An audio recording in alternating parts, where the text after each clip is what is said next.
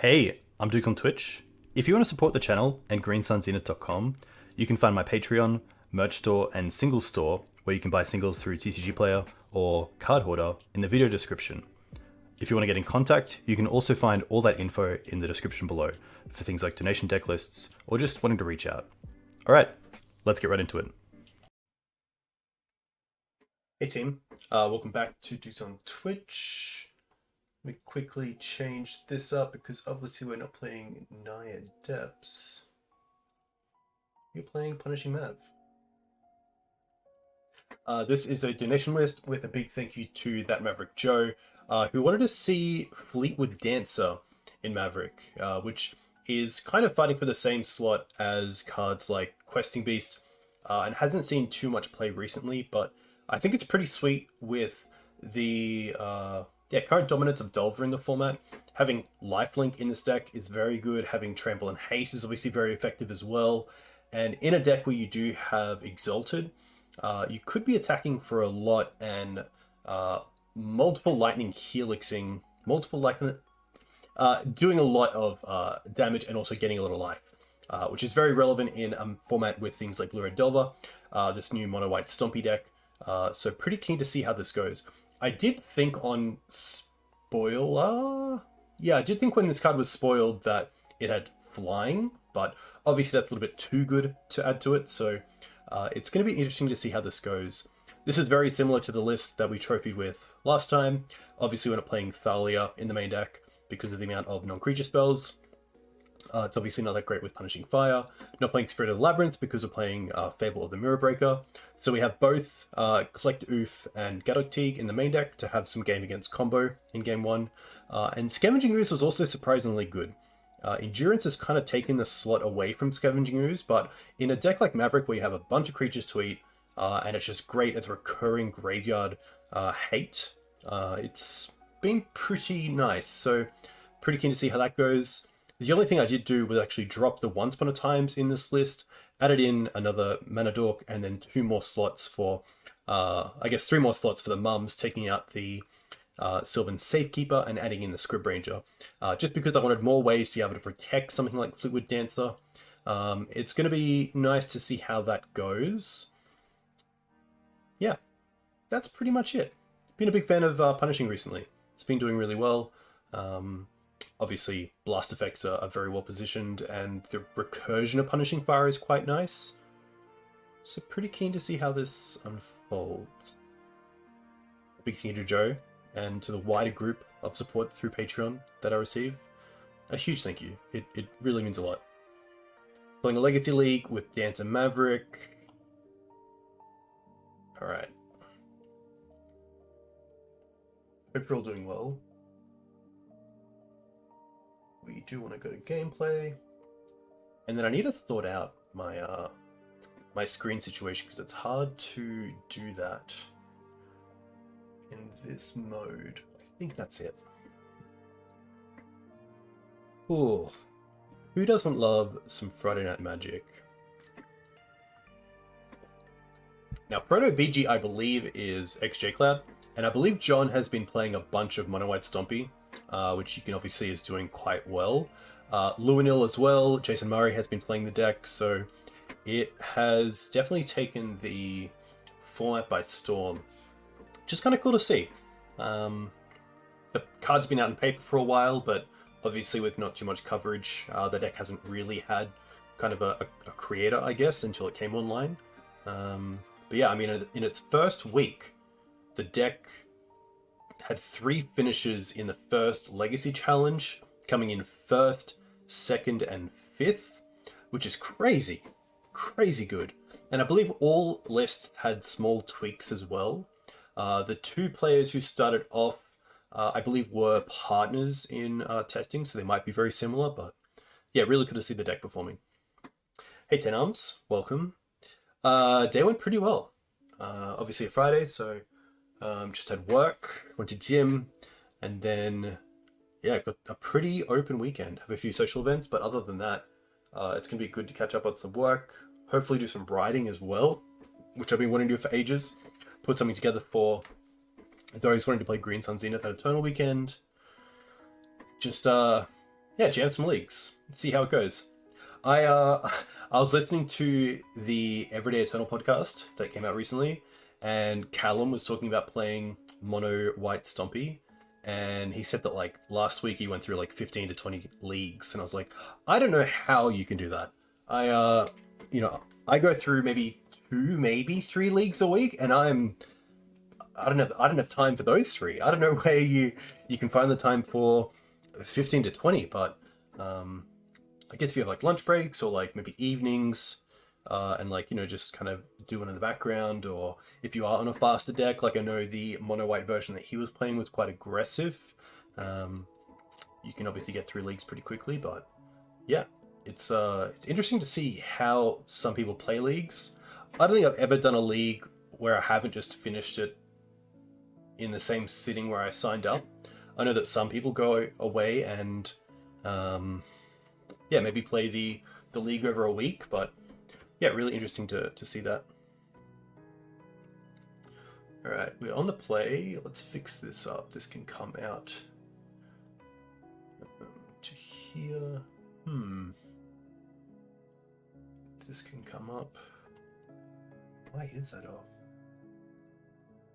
All right, let's quickly fix up MTG.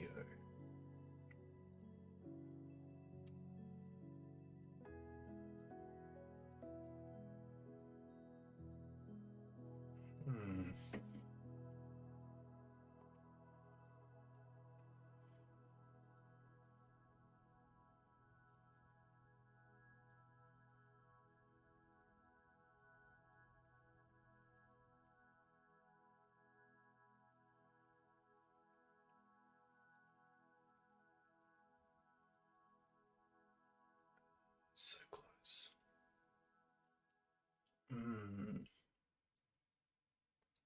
I want to stretch it. That's weird. All right, hold up.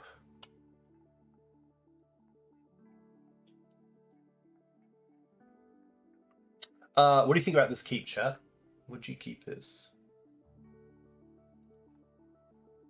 That's it.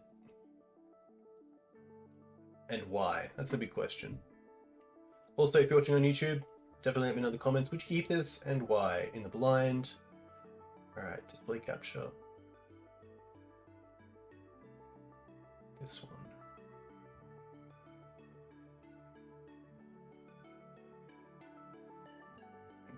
That's better. Yeah, we put it back here. There we go. No.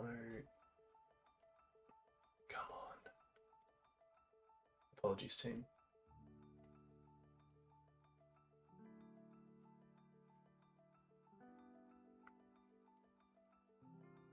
Very blind. Yeah, apologies. All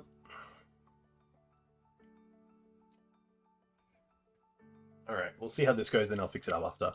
I think this is a pretty good keep. We can lead on Noble Hierarch. We have Knight and Ooze for like any sort of combo deck, so pretty happy to see how this goes. Nice to have a fetch land to start off with. Potentially we could get a fetch off the top and then play a Knight as a 4/4, which is pretty sweet.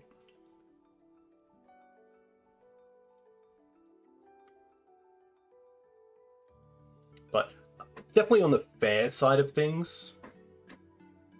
Yeah, like it's hard to throw it back. Like I think the one thing this hand misses is like a good turn 2 play that is good against combo that isn't graveyard.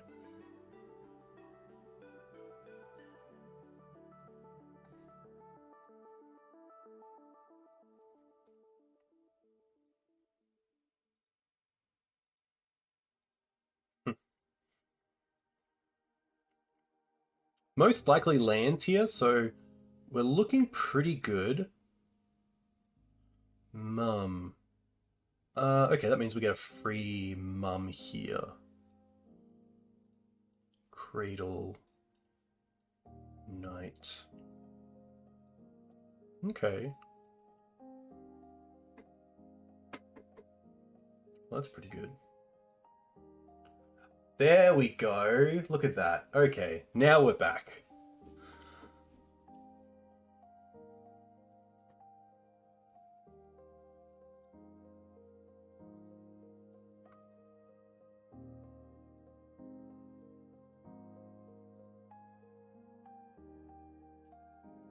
Ooh, Wasteland's really strong.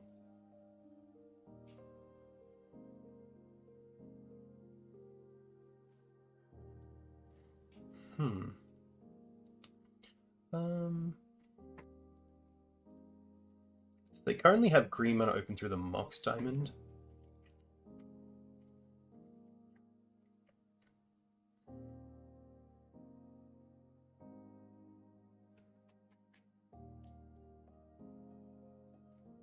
Happy to probably play Ooze first. And my reasoning for this is that if we play the Ooze and then we have Cradle, we have 4 mana.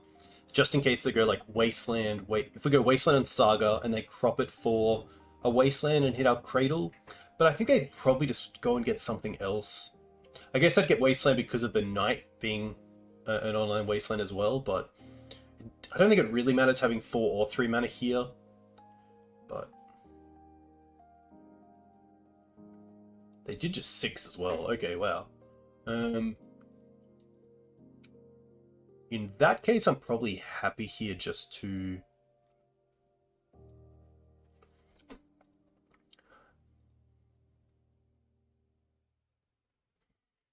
pass with Knight open. I don't mind attacking here. Especially with the Ooze open, I'm pretty happy about that. Then next turn I can start just attacking with the Ooze by itself.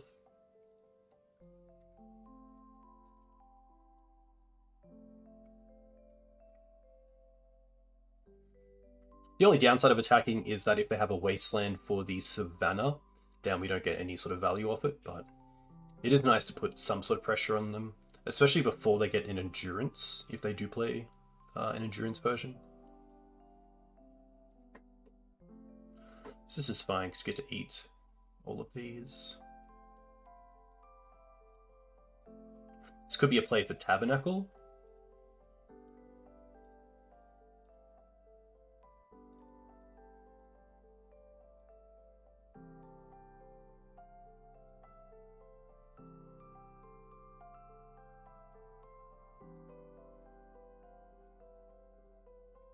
Ooh, Green Suns is pretty good here.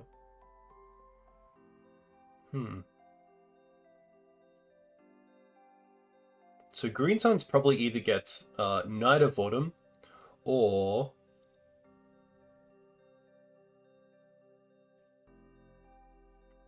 Collector Ouphe, but they have the Forest, so that's not really hit too badly. Could go for Ramanap as well. But we can't get back a land the same turn as Ramanap. I think I'm pretty happy to attack first with the Ooze. Because if they do have like an Endurance, then at least that gives us a little bit more information about what we should be doing.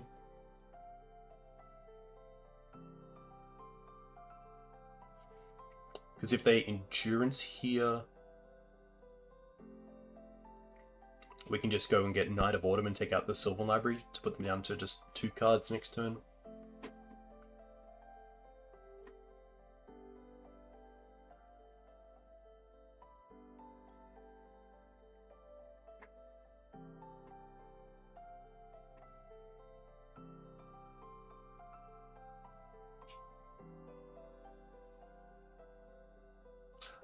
This is actually pretty interesting as well, because now the Cradle goes back into the deck for us, which is pretty nice. Just gonna get Pro here.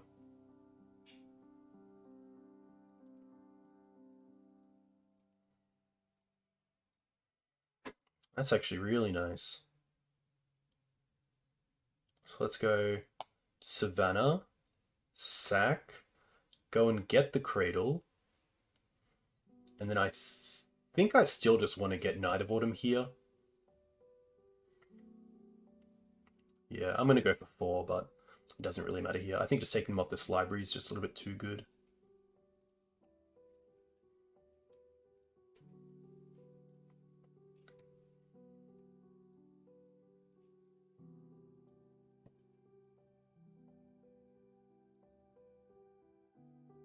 Dark Depths is fine, because we have the Savannah to sack for Karakas. And swept. Okay. That's pretty nice because that is a Dryad Arbor, which means we can attack here with the Scoos, get Exalted.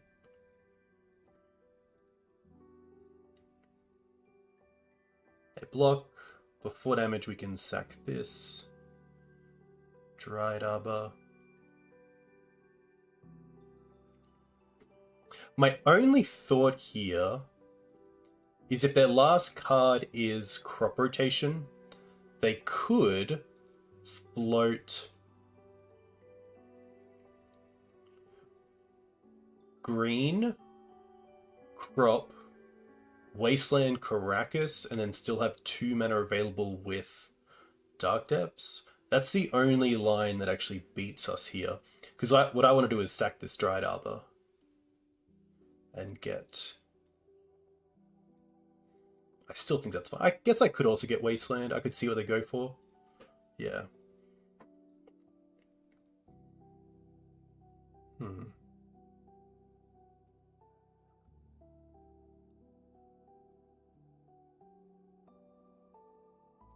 think I actually go for Wasteland here. And just have the Cracker still in the deck. Crop Rotation beats us anyway. On either side, so I think Wasteland is fine.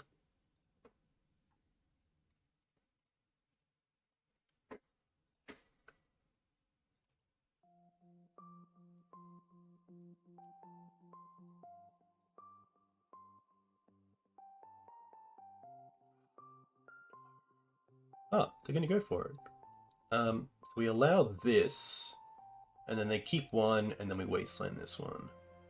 I thought for a second they had the crop.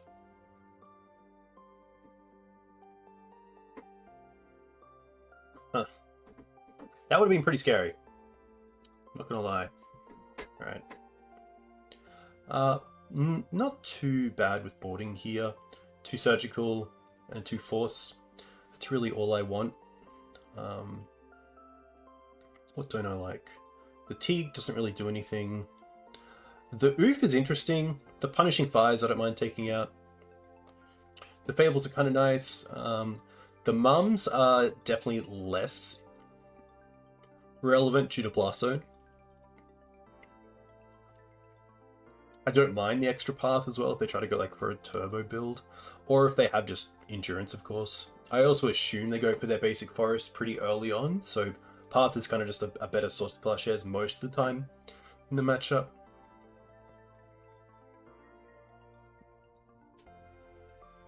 Yeah, Fiery Justice is just kind of a catch-all sweeper effect for any creature decks, and it's also quite nice against Delver because it can kill both an online DRC and a Delver still, which is pretty sweet. So that's pretty cool.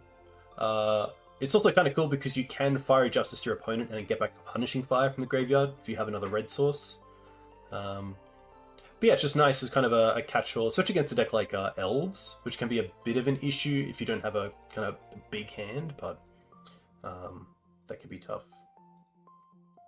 I am thankfully sponsored by Card Hoarder, so they allow me to rent cards that I need, which is pretty sweet. Thanks, Mark. I'll have a look at this after. One more card. I don't mind the Mums, but like, what is better? Honestly, there's not too much. I think it's just going to be 1 Mum.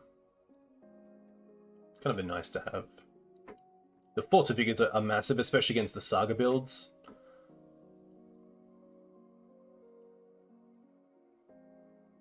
Hey Guru, thanks for the follow. Hope you're well.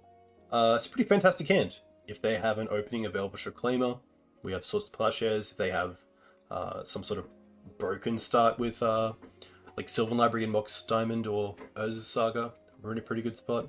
Otherwise, we can just play out our Ignoble Hierarch and start getting this Knight online.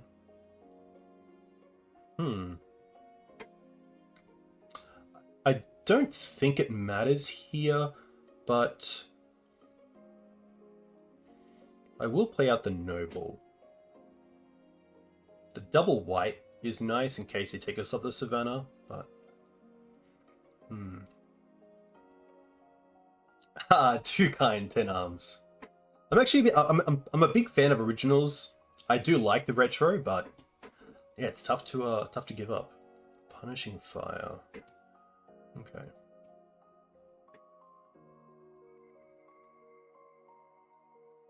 Green Suns. That's pretty nice here. I don't mind just ramping.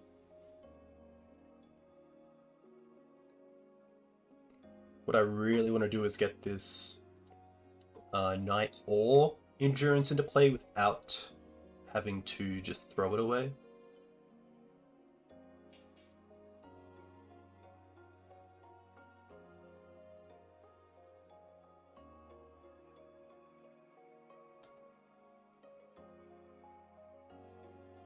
Oh wow, they're going to allow us to untap? That's massive. So they must have Endurance open here. Which means I can still attack Swords the Endurance and have up mana for our own Endurance, so I'm happy to attack with the Dryad Arbor here.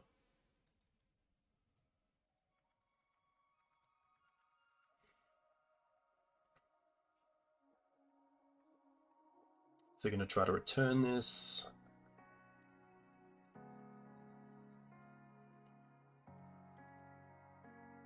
This feels like a huge win for us.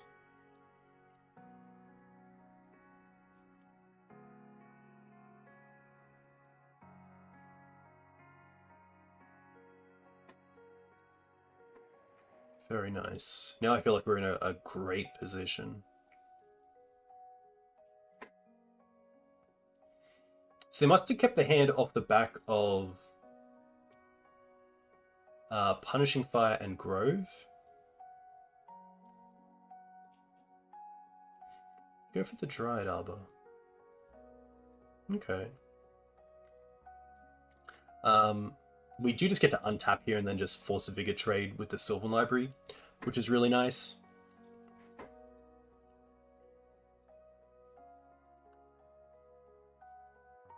We also have an Endurance, which is bigger than our opponent's Endurance, thanks to Exalted, so no great blocks from them down the line as well.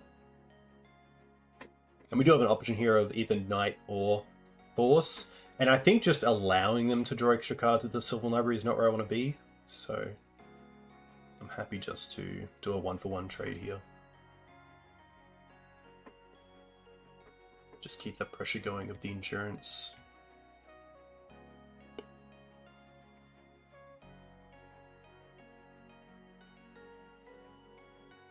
Wasteland's fine.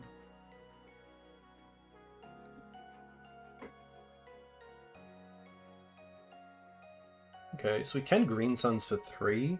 Get back a land off Reminap. Can also just attack first and see what they do.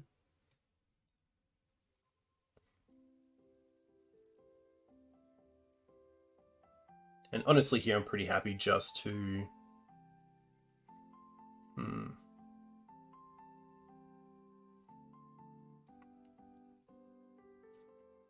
Probably just going for Savannah into Knight. Unfortunately, I can't hold up Swords. Just on the off chance that my opponent has kind of the nuts of double crop into Yavimaya and Dark Depths and just goes for the combo. I could also go for another Endurance if I really wanted to off the Green Suns, but...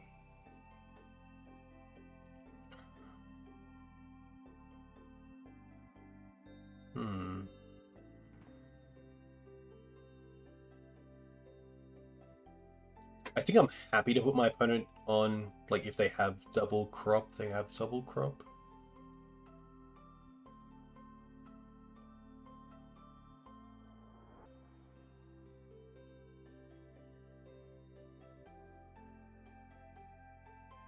Okay, this is fine.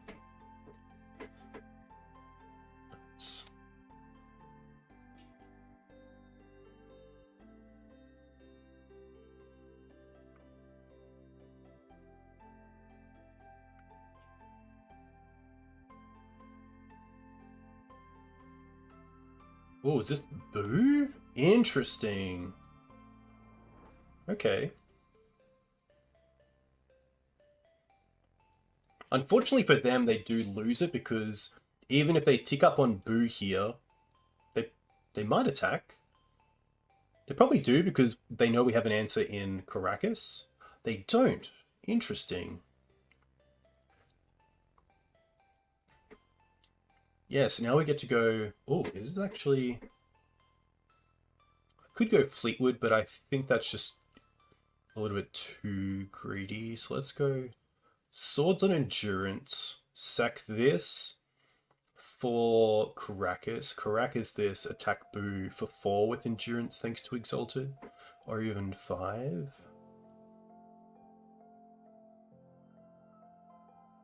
Yeah. So Swords this.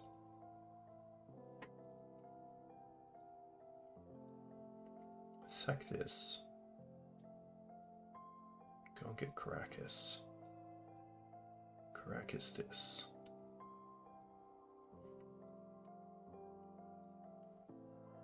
Attack Minsk and Boo.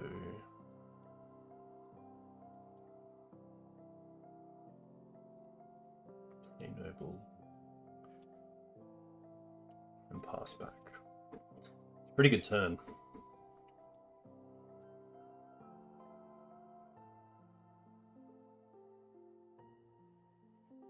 If this is Loam here, I think it's just a little bit too slow. But you never know.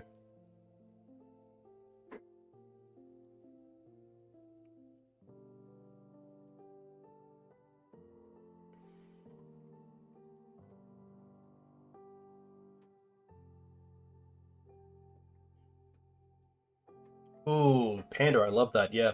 I think sacking the Endurance to trade with the Knight would have been a pretty huge play. Because I think that's probably the best value you could have got out of the Endurance. Obviously making the Knight small, but then also being able to trade the Endurance with the Knight thanks to Boo is pretty awesome.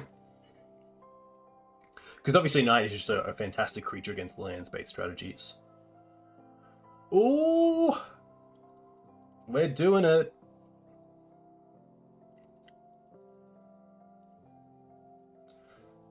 Three, 7, oh, so close.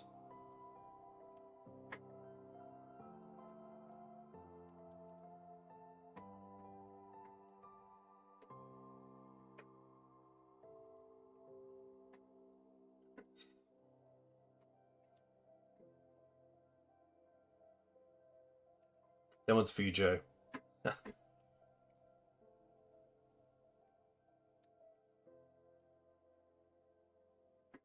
Nice. Alright. Always cool to start with a win.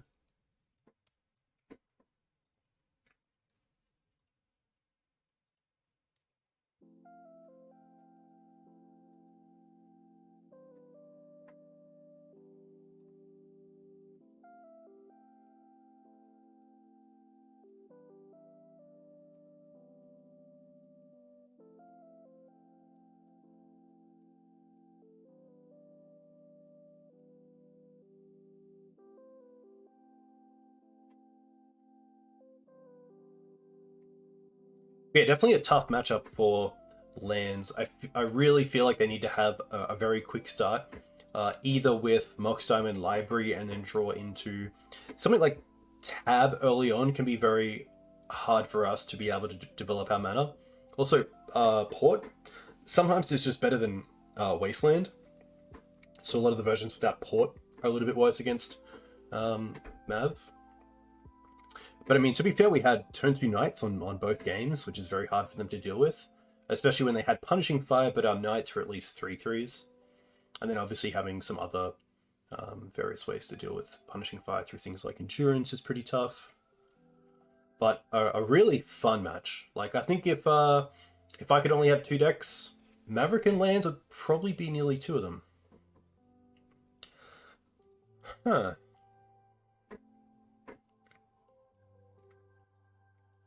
I don't mind this. Like, it has, you know, turn 1 Mum. Probably on Savannah, because then if we draw into a Mana Dork or Green Suns, we can ramp and also play Wasteland, so I'm okay to keep this. We also have a lot of time to draw into our red source for Minsk, but having removal, some interaction, it could be a bit of a trap. Especially like another land up the top isn't that great, especially if it's not a red source, but see how this goes.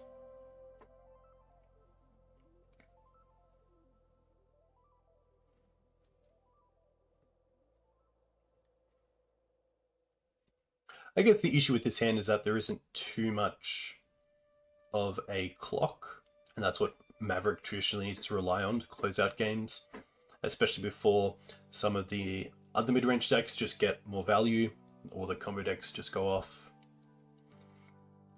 We're seeing a bit of a think here about this mum, which I don't mind. I think a force on the mum here would be pretty good. Not really in a position to be protecting anything other than herself.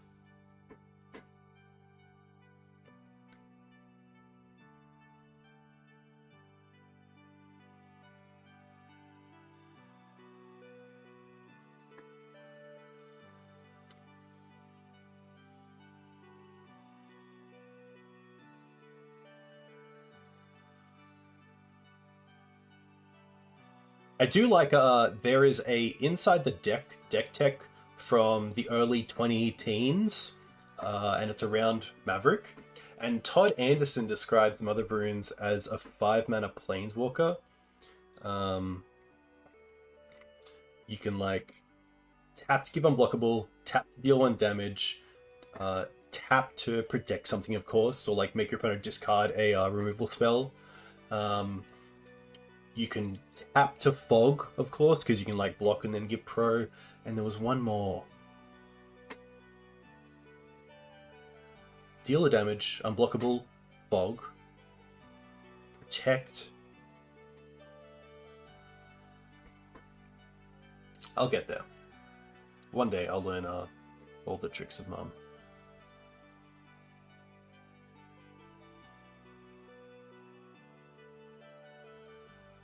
Okay. Knight's not too bad here.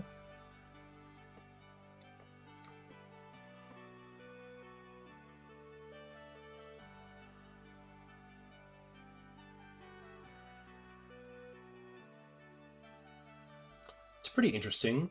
I kind of want to go for Gaddock Teeg down the line. It's also a red source if I really need one.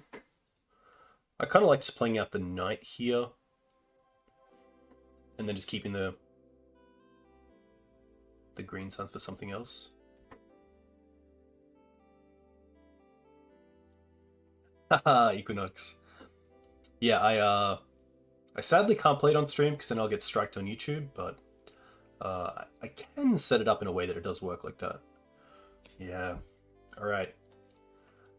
You know what we want now? We want that red sword off the top. Red source? Ah, so close.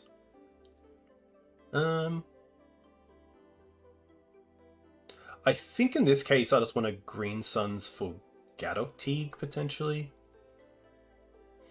It does, of course, turn off Minsk, but it just gives me a few outs to things like Prismatic Ending, Terminus, Supreme Verdict, Jace, other things like that.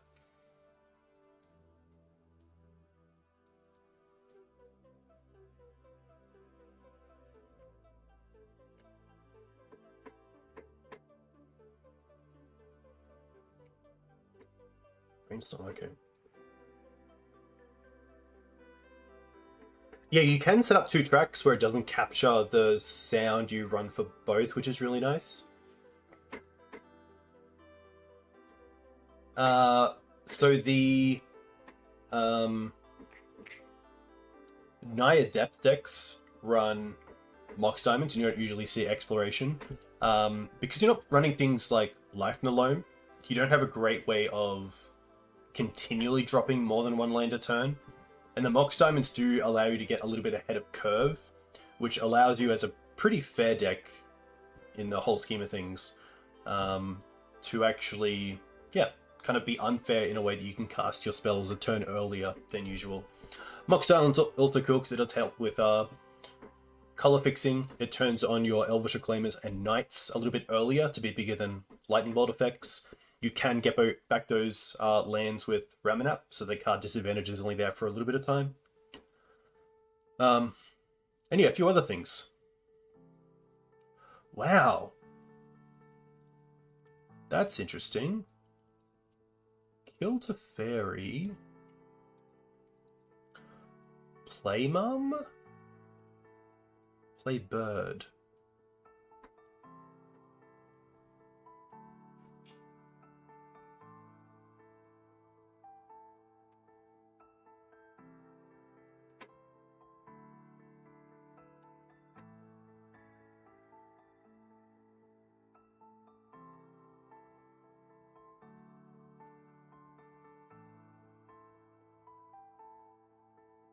Do they find Force of Will? That's the big question. Oh, they didn't. Wow. Now that's huge.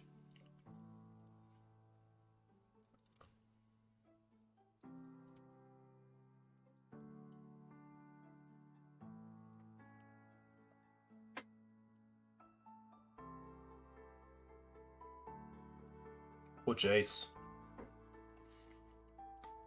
This is going to be hard for them to beat, especially being what looks to be just a blue-white control deck.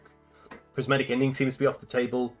Maybe they run Council's Judgment as kind of old tech, but something that goes there.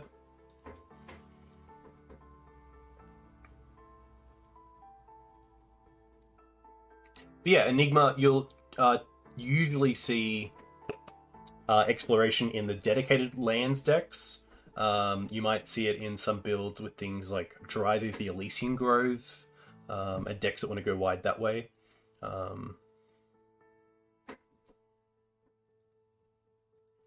Yeah, sadly it's just you kind of need to pair it with an engine like Lachnalome, and Naya just doesn't have that. It has kind of the slower version of Ramanap, but you can find that through Green Suns. It's a bit more of a creature-based deck, so hopefully that gives you some insight.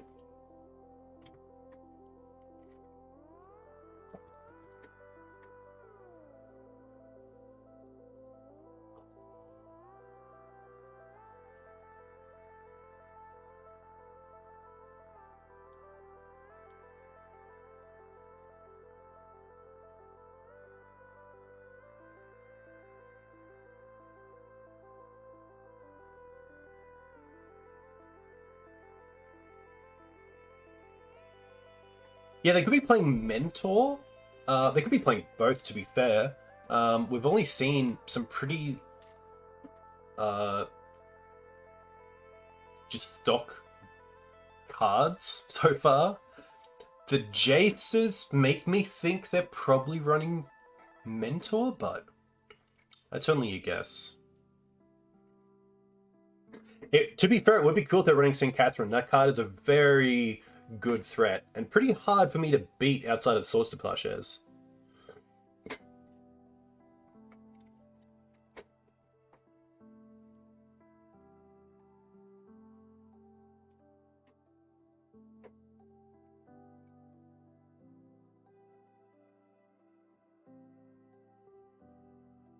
Of course, it's not even online yet. There we go. Just like Morlock.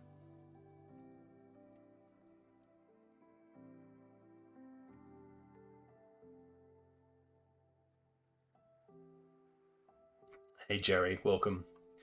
Welcome, welcome, welcome. Hope you're well. I just had an iced latte. It was really nice. Hot Ugandan black coffee, nice. I do want to move towards black coffee, especially in the mornings. This does look like a Phil deck. Shout out to Phil. Find him on Spotify for some pretty sweet beats, including a Green Suns one that I very much enjoy.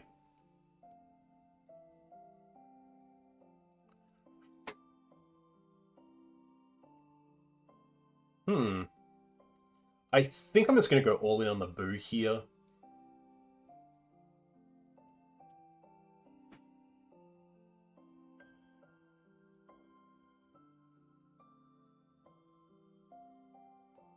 And then I don't really need to cast anything else. I don't want to overcommit into like a Terminus or a Supreme Verdict. But I probably don't mind playing out the Ouphe. The Ouphe isn't really doing a whole lot anyway. I'm actually also going to tap like this, just in case of like back to basics. But I think if they play back to basics, that it's dead, so not too bad. I think also the role of this Wasteland is just to hit a fetch land in response to a Brainstorm. But they're actually going to fetch here, maybe for Mystic Sanctuary. No. 6. Shark Typhoon? Okay. Maybe it's going to be a standstill deck.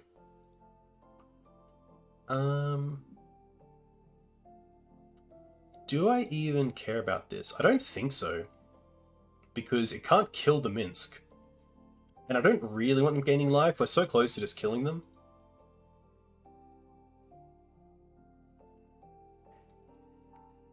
Narset. Narset's a little bit rough if they also have Days Undoing, but again, they cast Days Undoing. They're probably just dead to the swing back because they'll be tapped out. We can give Pro Blue and then just swing through with a 10-10.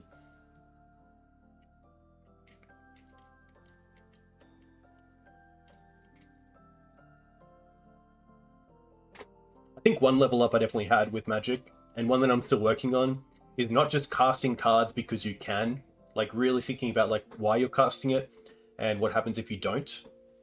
Like just because they have a creature doesn't mean I should just cast my Swords to Plowshares because it's finally online.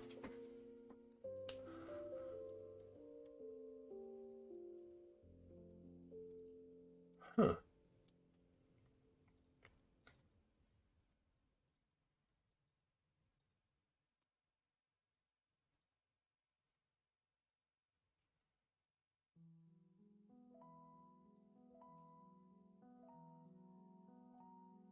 Like now they need double Swords to Plowshares?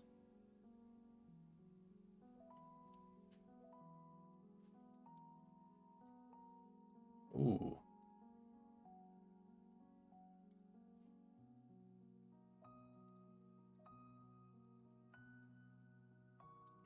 You play the cards that don't play you? Nice, I like that a lot. I guess we go ahead and attack with both. I might as well attack the Narset.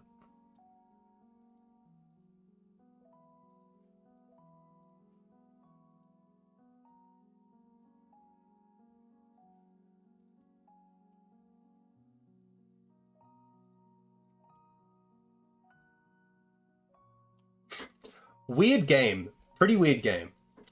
Okay, what do I expect? I expect...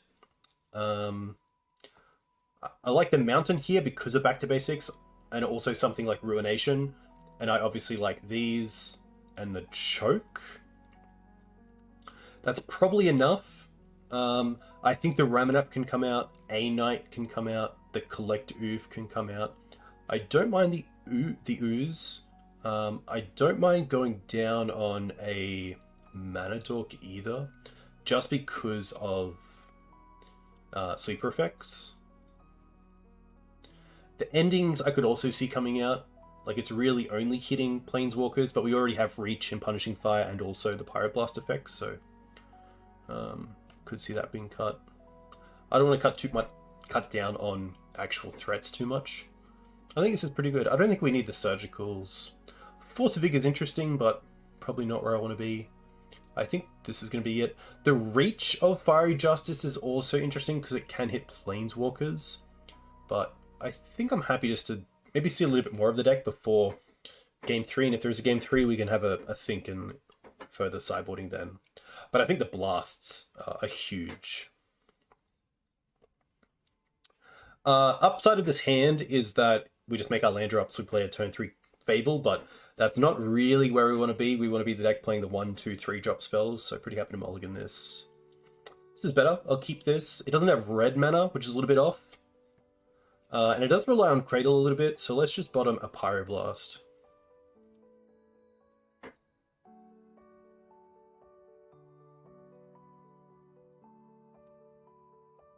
I think I'll lead on the Mum, and then potentially if I don't draw into a red spell, we can just Green Suns.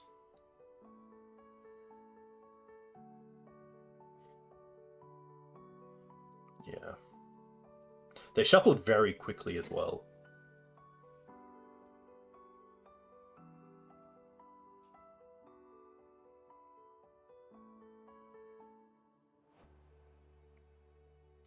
If they force this, it's kind of two things. Either they have standstill, or they just don't have a removal spell in hand. But with a ponder that quickly, that shuffled so fast, I assume it's a mana issue. But against a Wasteland deck, it's a little bit risky to keep a dual ponder hand instead of like a fetch basic ponder hand. Well, that's nice.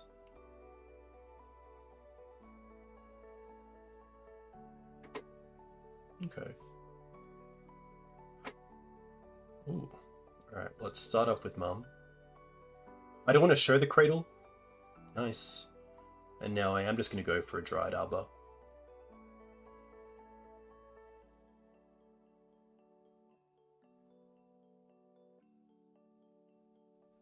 Wow, they kept in force negation. Okay. I haven't seen Unexpectedly Absent in a long time, but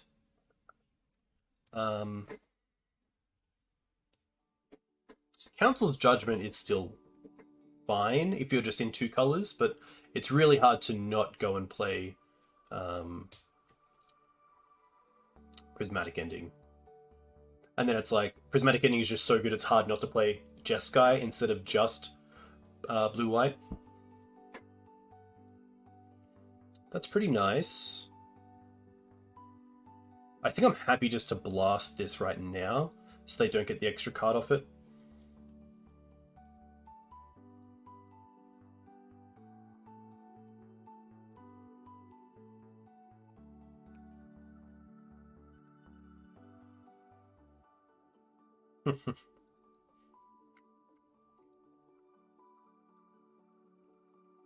Okay.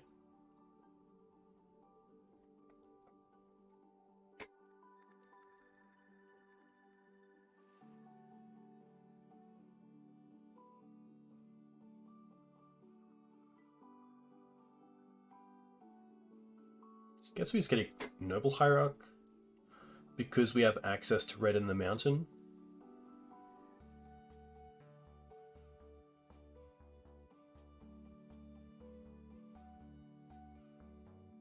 But yeah, this is a matchup where Cradle is obviously quite poor because they're either one-for-1ing your creatures or board wiping you, so you'll find a lot of the time you'll just have a Cradle. It doesn't really do a whole lot.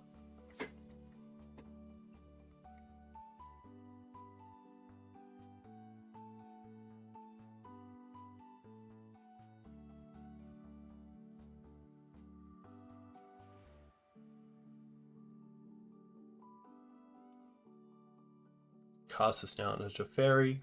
I think I will target them. They seem like a Snapcaster Mage style deck, so it also turns off Mystic Sanctuary, which is quite nice.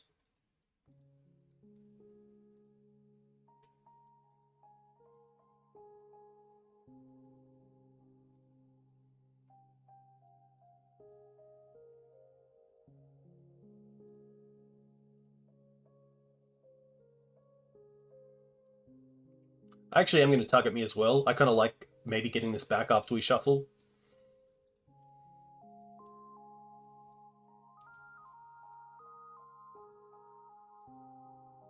Shark Typhoon.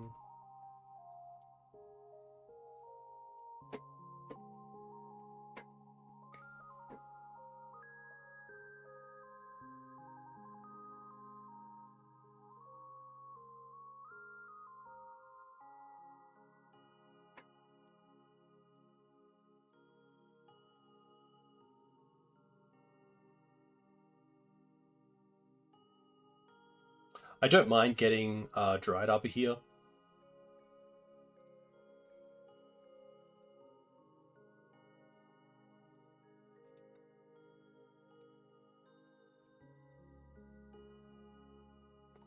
Okay.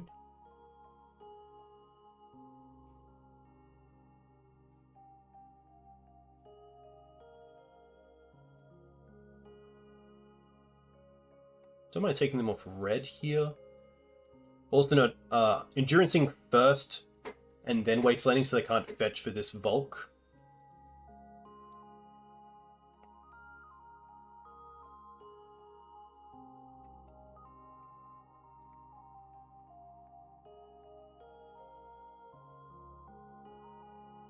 Chose to not shuffle. Makes me think they found a Day's Undoing. Just another Narset. Okay.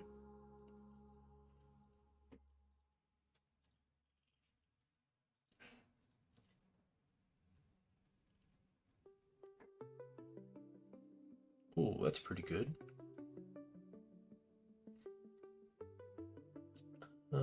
I kind of like this, even though we can't draw.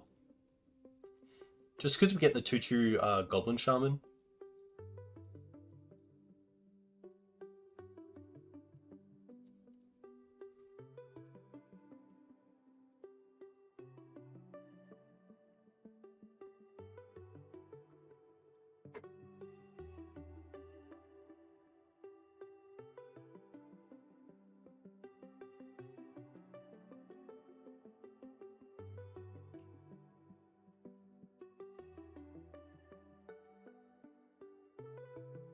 Also, big shout out to Rob Wilson for sending me the Buffalo Chicken Dip Legacy t-shirt. Traded him a Green Sun Zenith shirt, which is a very cool thing to do. I really like that.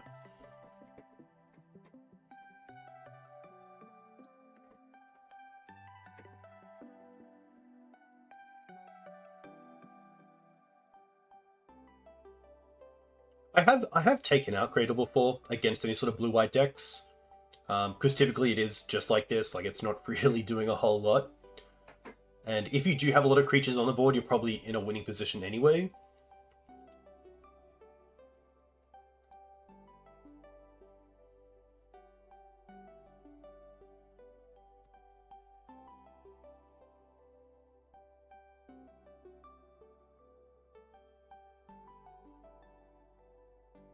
So they have double swords in hand.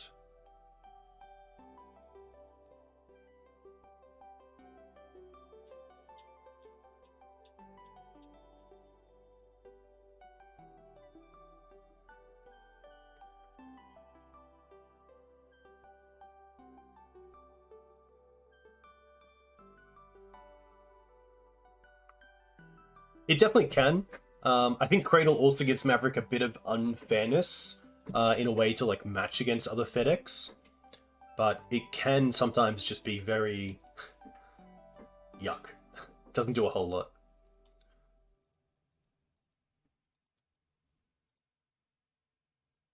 Will they double fetch and max out here? No.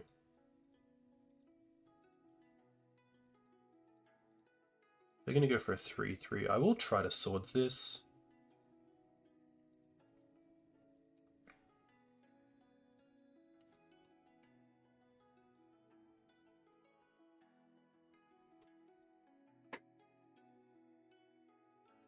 And then I do want to respond here by tapping this for mana so that I can cast the Endurance.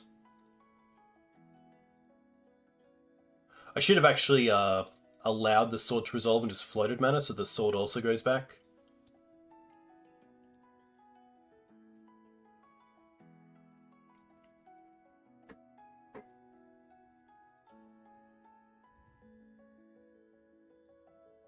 That was definitely a mistake.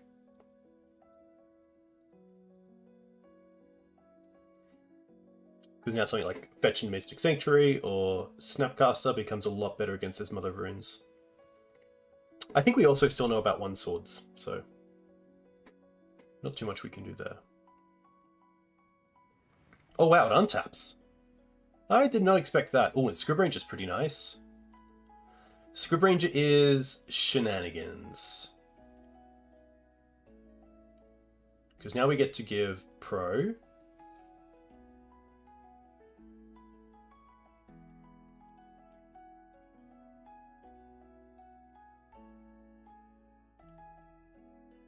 Attack Narset. Oh wow, they're going to allow it. Huh. I didn't see that coming. I swear revealed 2 swords to 2 Narsets, but maybe they already used one.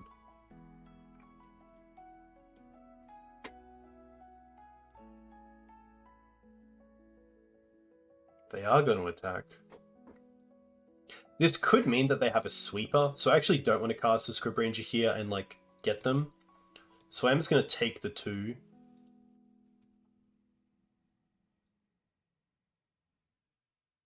Yeah. Nothing we can do here. We can float a green if we want, but we have green here anyway, so...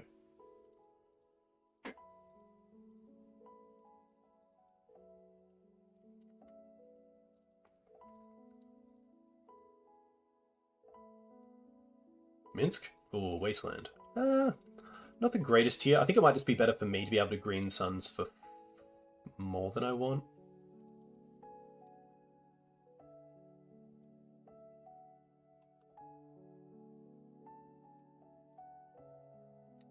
There is a world where, because we're only drawing 1 card a turn, it's better to hold the Wasteland as an unknown, but I would hate for them to go like Narset into Days Undoing. I actually don't mind Wastelanding them because the most I need is 5 mana, which Scrib allows me to have with the Savannah as like float a mana, replay it. Okay.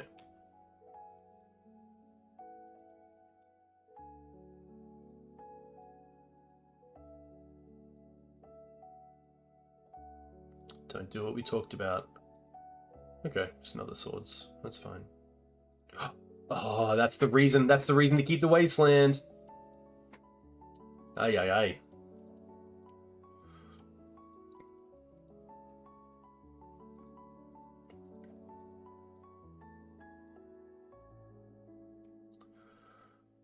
It's pretty good. Wow, Fate Sealing. They kept something on top. I'm going to assume it was just a creature or a sword. Okay. Yeah. I think in that spot, what I actually did was incorrect, and I just wastelanded for the sake of wastelanding.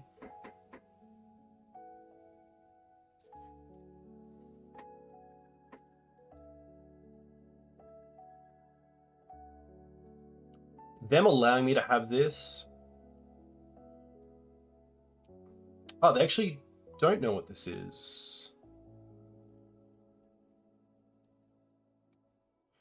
Well, that's kind of nice if they try to like go for a Days Undoing. We can obviously hit the Narset.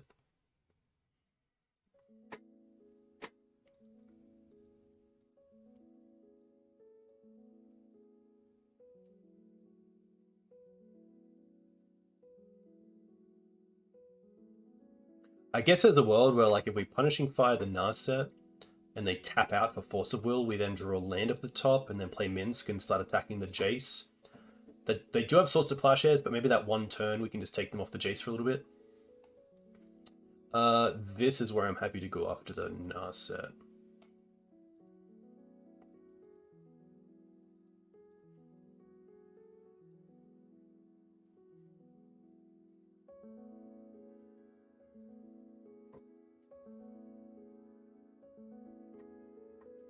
It does look like they're going for the Jace ulti. Ooze.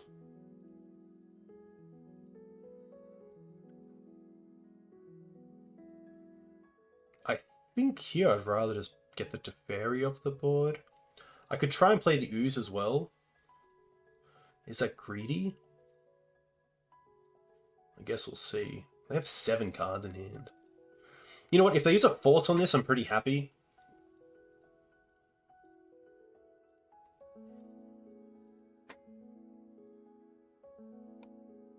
Spell Pierce. Okay.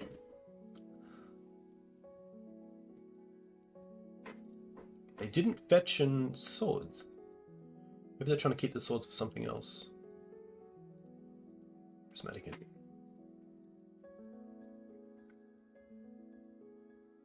Chose not to use. And it all comes back to that Wasteland. It's definitely on me.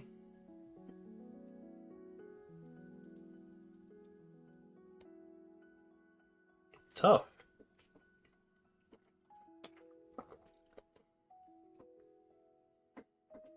Oh, I should have actually, yeah, I meant to use the Punishing Fire there and get it back, but surely...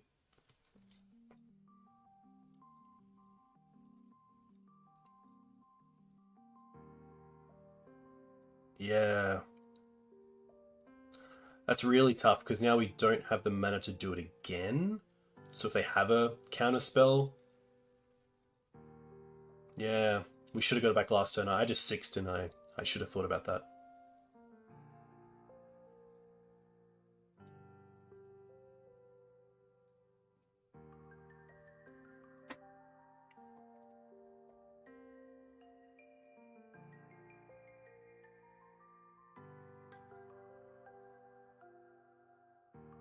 Oh! But I don't want to... Yeah, I just want to go... I already went to second main. That's rough.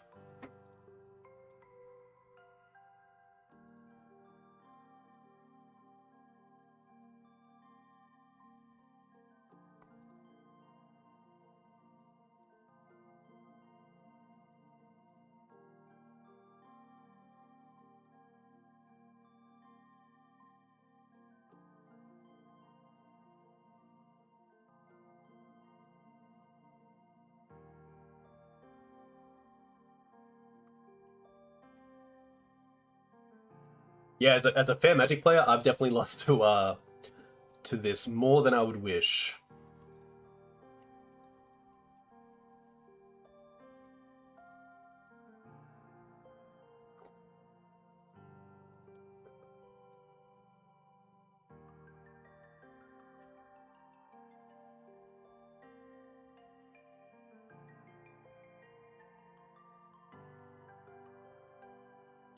Did I just... Oh my gosh. Oh my gosh, and now we're... I've really... Look, we're just looking for some other stuff that our opponent's doing. Let's just get this back now.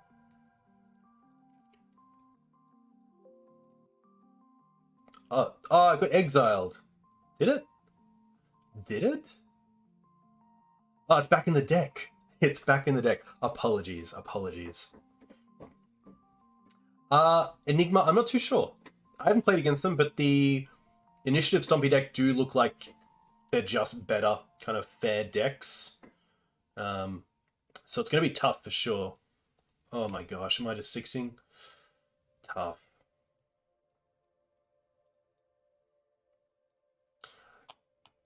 Sorry, I'm just talking with chat, doing a few things. This game is over.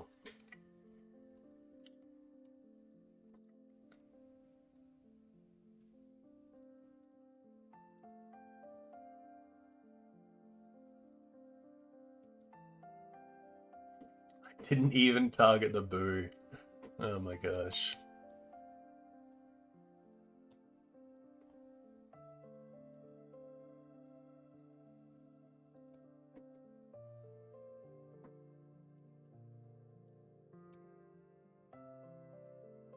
Ooh.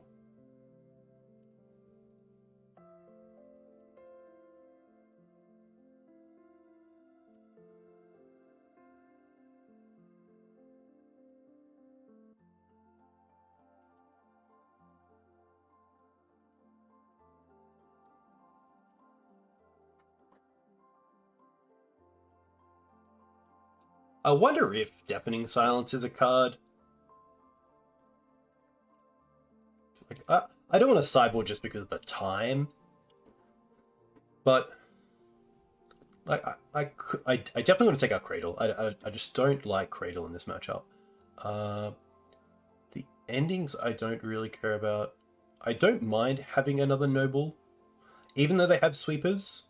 Having just another... I guess I could also bring in Surgicals if I really wanted to, as a way to attack swords, but that's not really a way either.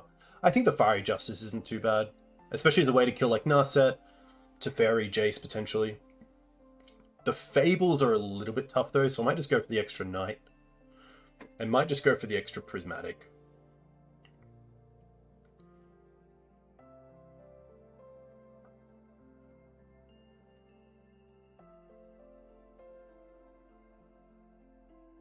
Yeah, I like that. Alright, let's focus. Pretty sweet hand. Turn 1 Mum, turn 2 Gaddock Teeg potentially. Also have Green Suns. I actually don't mind seeing if the Green Suns takes the Swords to Plowshares or Prismatic Ending out of the hand. Also, obviously nice to get it out of the way before Gaddock Teeg comes down.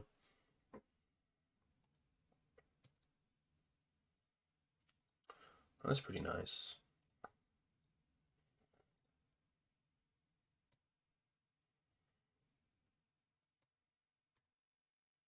I don't want to play the Teeg until I have Mum online.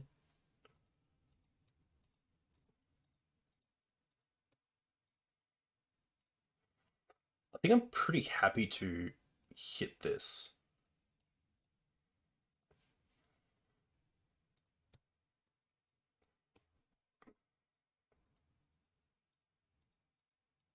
Nice.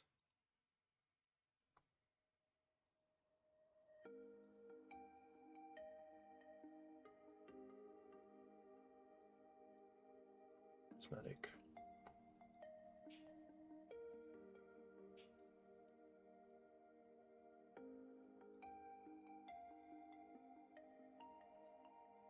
I don't have to worry about a 4-mana spell until a few more turns, so happy to play the Knight. Next turn we play the Teeg. If the Knight survives, we have Caracas online to save it as well.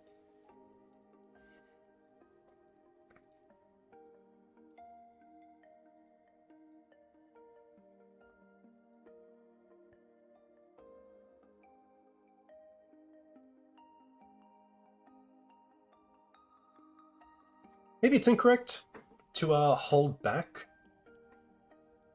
Oh, that's pretty huge.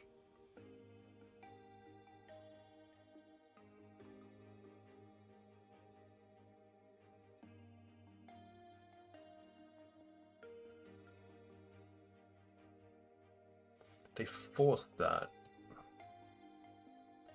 That makes me just want to attack here.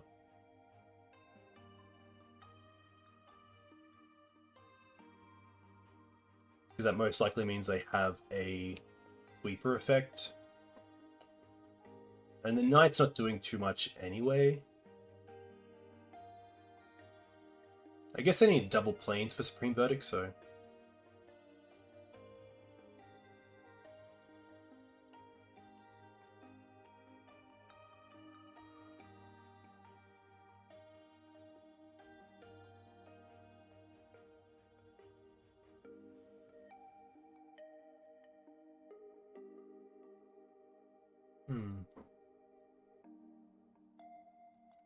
I think now I just put them on a position where I can't just rely on one creature. Because if they have like a Jace bounce, a Teferi bounce, it's pretty bad.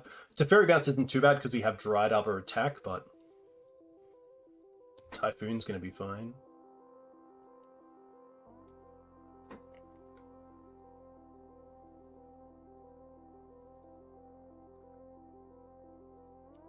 Okay.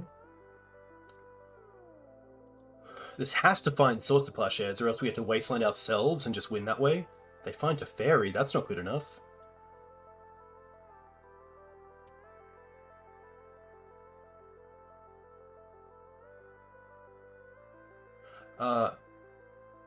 This can attack the Narset.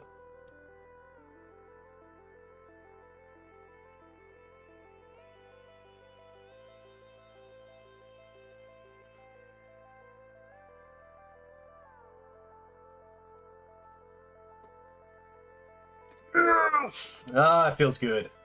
2-0, baby.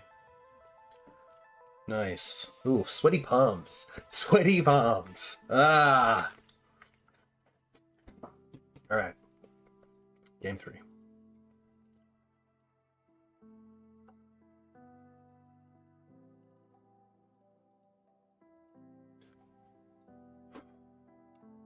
I think there was 2 things that I did wrong there. I think the blast there on the Brainstorm is just too aggressive. And I think it's wrong not to play both Mum and Teeg in that one turn. This is a 6 with the Dryad Arbor, but it's not too bad. The issue is that Knight of Autumn is kind of an awkward threat because I kind of want to get the ETB but it's hard to put this back. I think I actually can put this back. And my reasoning is that it has all the mana, it has removal in swords, but against like a combo deck, it doesn't really do anything. And Maverick does mulligan pretty well, so. Okay.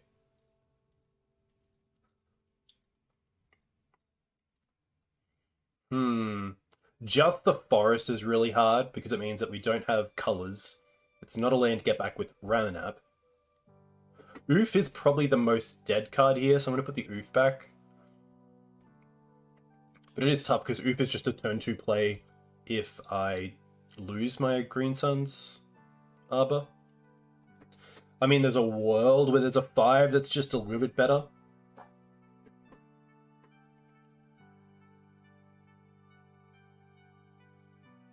I think there actually is a 5 that's just a little bit better.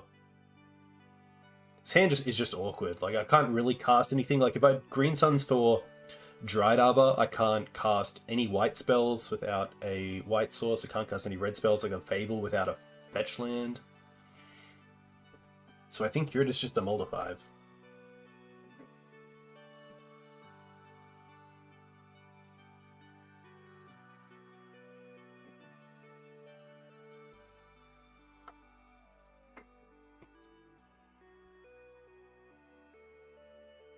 Hey, Saito-san, welcome. Hope you're well. Okay, much better. Keep bottom the Knight and the Punishing Fire.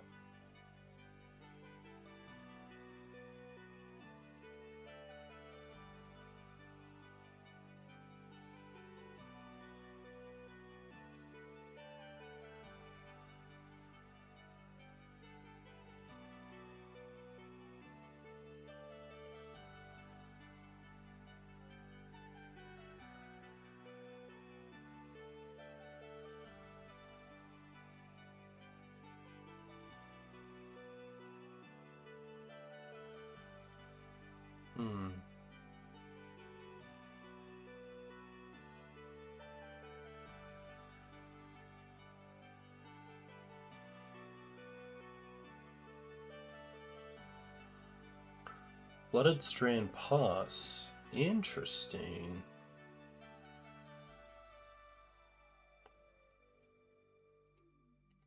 I played a little bit with Blue Zenith. I do really like it.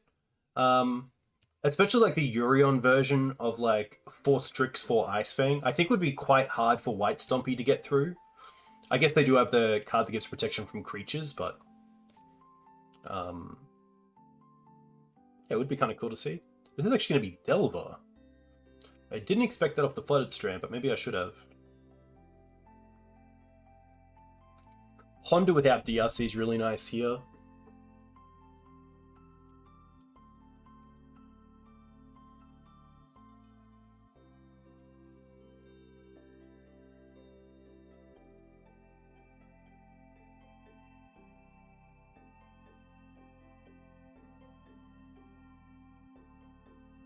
They chose to not shuffle.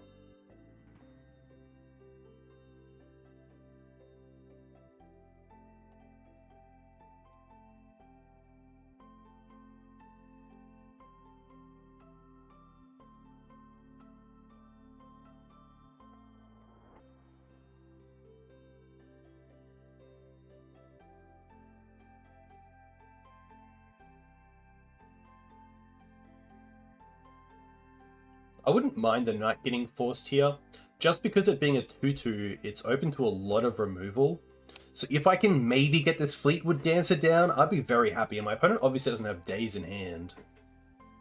Unless they want to cast EI this turn, then I could definitely see them still having Days.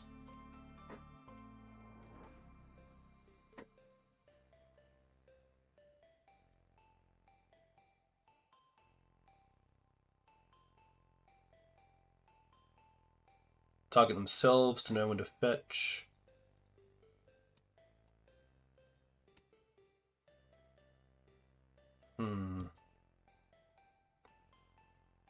This is definitely a situation, an exact situation where Ignobled Hierarch is just better. But having the double white against Delver and Swords Plowshares in hand is pretty relevant.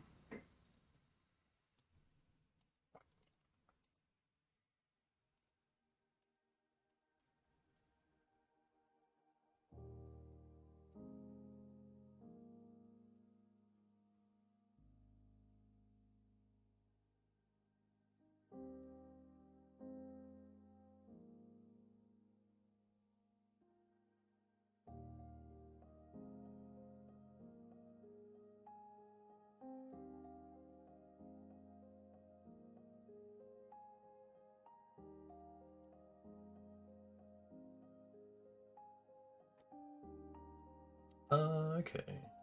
I have 6 cards in hand.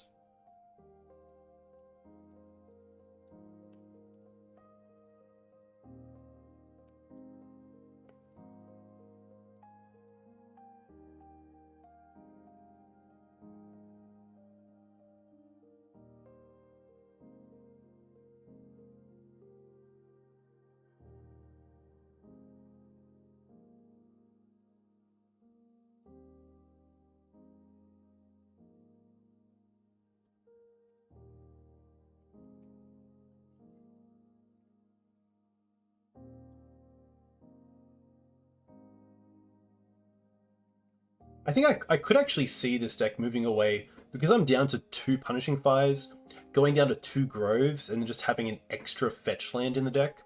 Because it is pretty vital to having things like Knight online as soon as possible. And Knight dying to a 2 damage Unholy Heat just feels really bad. I guess like in this sequence of events, we haven't drawn that Grove, so we wouldn't have drawn that fetch land, but I think if I knew this was going to be Delver, I would probably maybe wait an additional turn on the Knight to see if I could draw into... Actually, no, I wouldn't, because I wouldn't play around... Like, they could still have Bolt, so... But yeah, obviously, the more fetches, the better.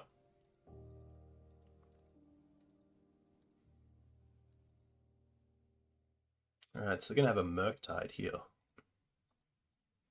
Not too bad as we have the swords. Oh, they're going to Ponder.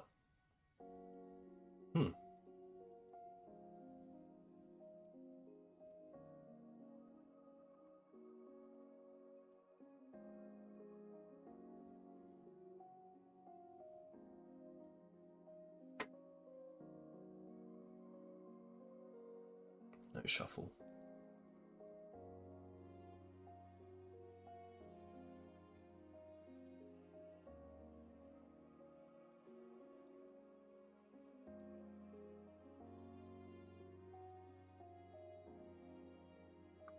You can even Sanctuary back, Expressive Iteration, and then Murktide.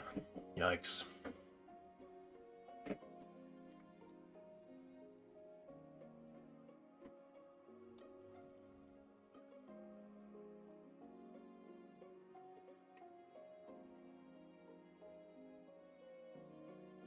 They get back Force. Okay. Force goes on top. So hopefully that means they don't have a Force in hand.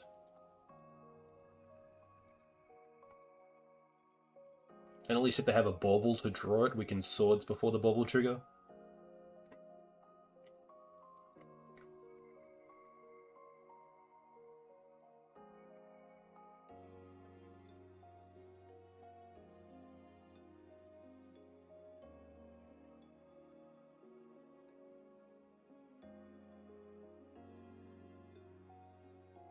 I'll play the Wasteland because of like double days in some effects.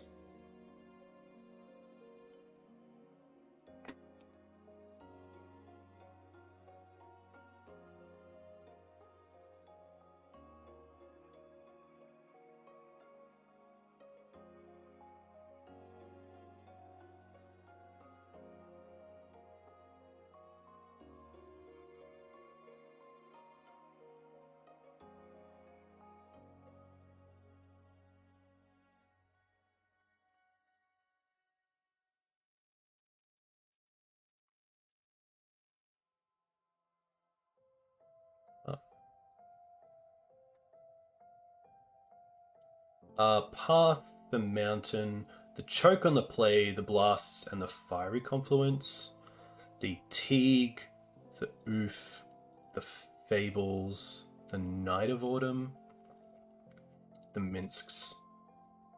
I still don't mind Fleetwood on the play.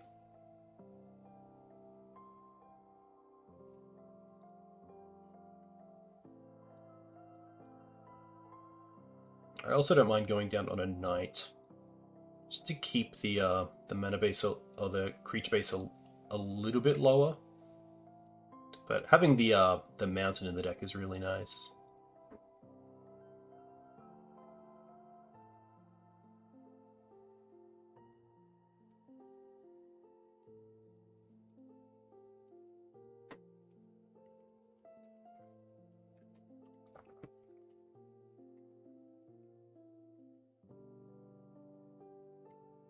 Yeah, definitely a tough one. You have the card speed Delver with Maverick. You just got to find that right side of the deck.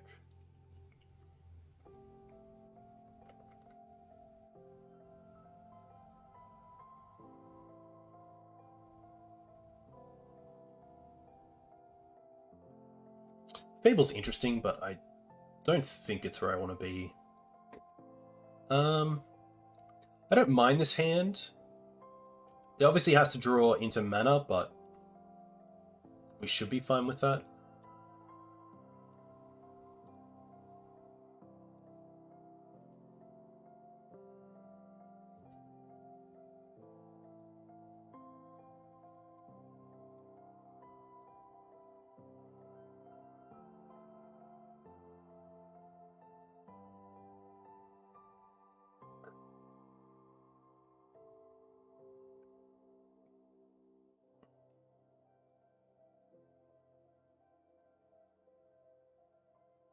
Fleetwood Dancer.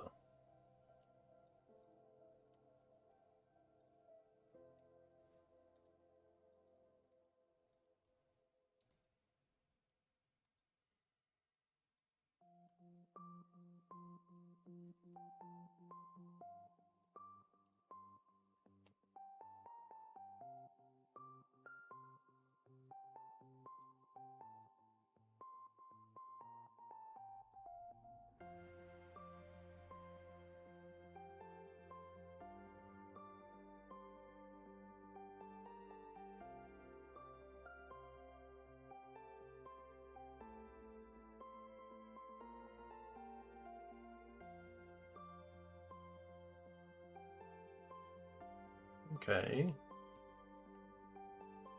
Pretty happy just to Punishing Fire this off a Savannah.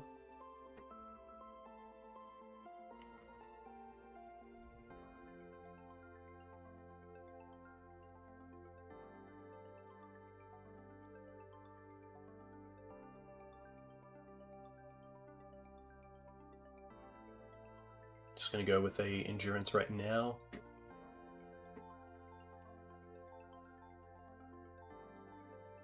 I do also love Fleetwood Mac. Don't get me wrong. So I think Fleetwood Mav is a nice name for the deck.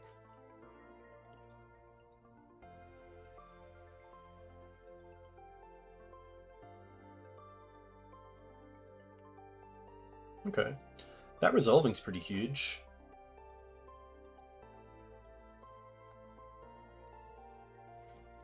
Yeah, it is in sub of the QB. And a little bit of that is around like Caracas being a little bit higher with Minsc and Boo in the format. Also, the lifelink against a deck like Delver is pretty relevant. Against maybe the Stompy decks, having the lifelink is also quite nice.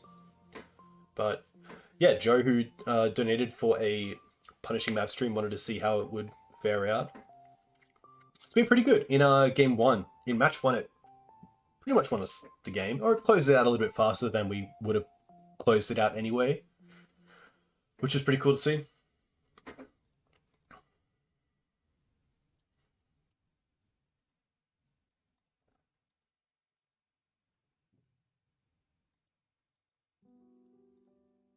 All right.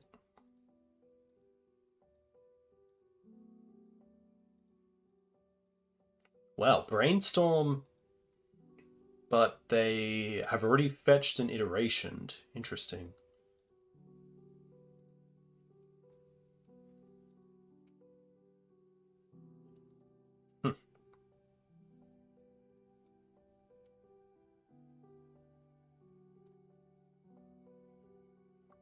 Again, pretty happy just to go with another Endurance here.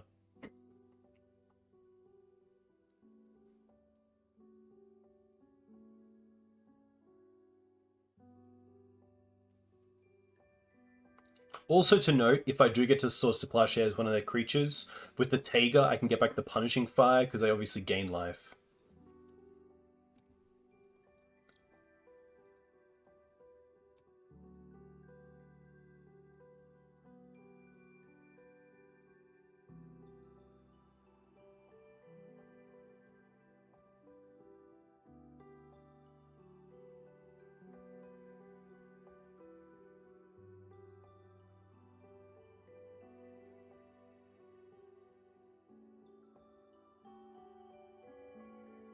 But my mana is a little bit rough here. Like, it's very easy to take me off a color. Either red or white.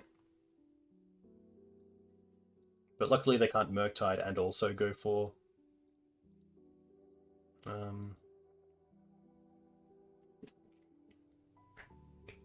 Murktide and also go for Wasteland.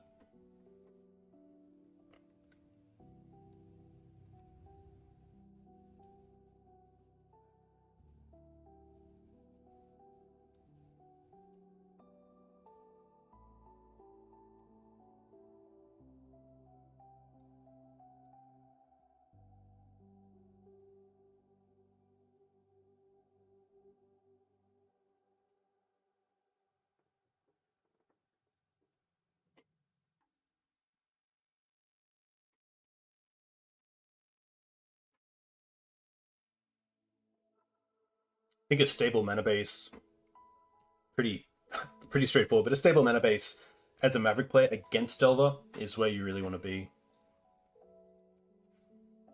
Oh, they chose not to shuffle, but then... Interesting. Didn't play a land, I believe?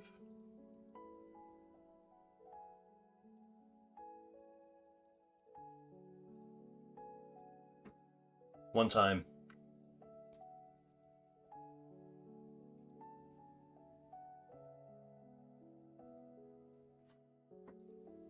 Alright.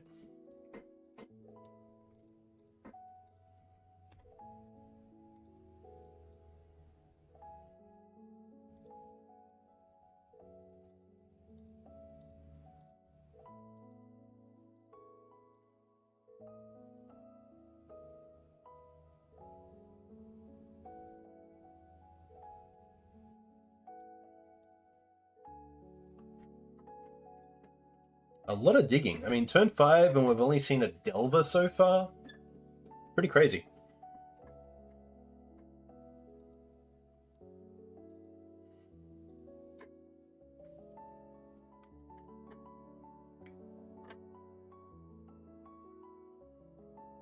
Yeah, to anyone watching or anyone who is playing in the 4 seasons this weekend, it'd be good luck. I believe it's going to be 400 plus players, which is pretty awesome. Just a pass. Nice. That's actually a fantastic draw. I probably... you know what? Let's go for it. We want to go with a plateau here, because that keeps us open for both red and white. Our opponent can't take us off one color with just one. Oh my gosh, of course. 1, red, white, green. Come on, Dancer. Oh my gosh. Who would have thought? Ah. Okay, well. Okay, I guess. The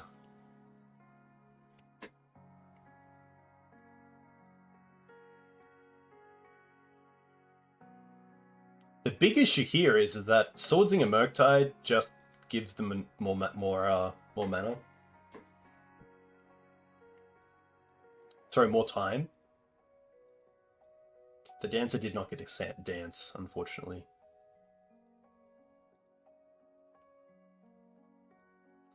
Just another pass.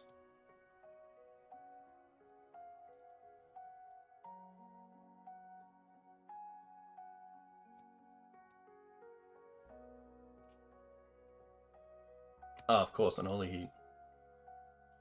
Alright.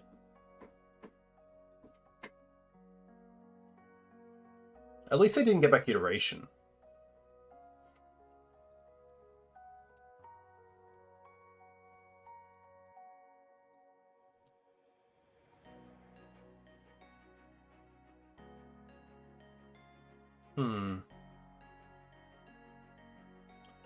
This is actually pretty interesting.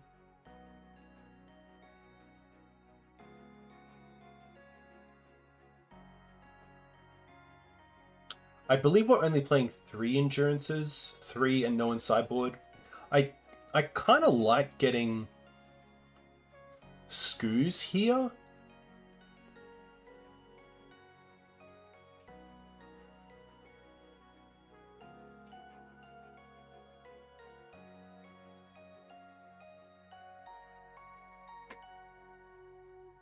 And then, yeah, tapping like this.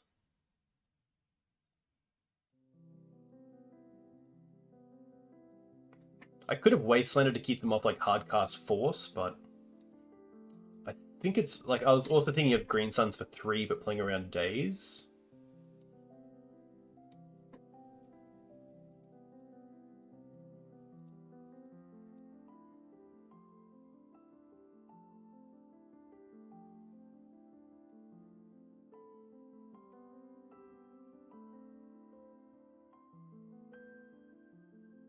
So instant, sorcery, They only have 1 artifact. I think I'm happy to not eat anything here and allow them to have a Murktide because we have 3 swords. I'd rather see if we could get to a position where I could potentially make this a 4/4.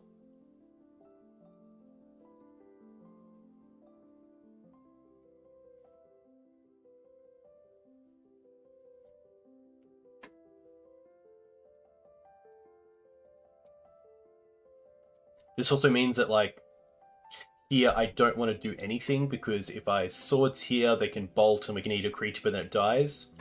So I'd rather just untap. See what we draw. A green source would be cool. Kind of a green source. Start with swords. They're gonna fetch.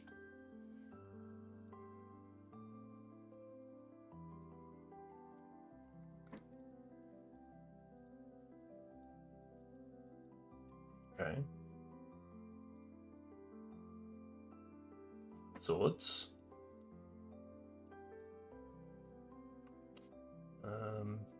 Eat endurance. Eat Fleetwood.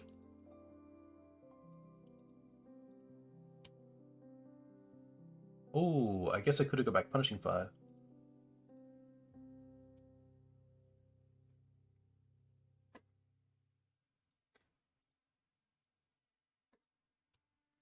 A little bit tough because now they still have Unholy Hit online, but they've already used 2, I believe. Oh, there's a double bolt. Or something like bolt and then... Okay. That's not too bad. I mean, who's got the clock here, huh? Yeah.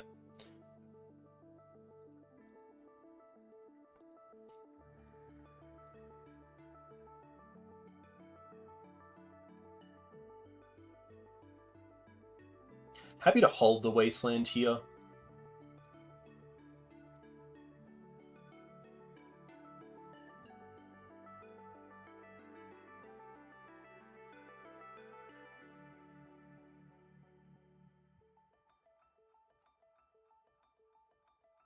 They probably only have 1 red source left in the deck, which is pretty interesting.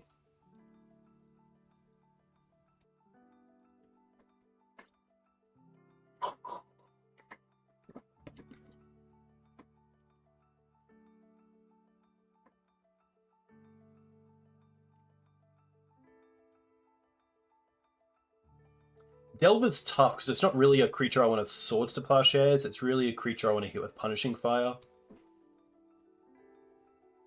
So I'm happy to untap. Okay. Makes things a bit easier.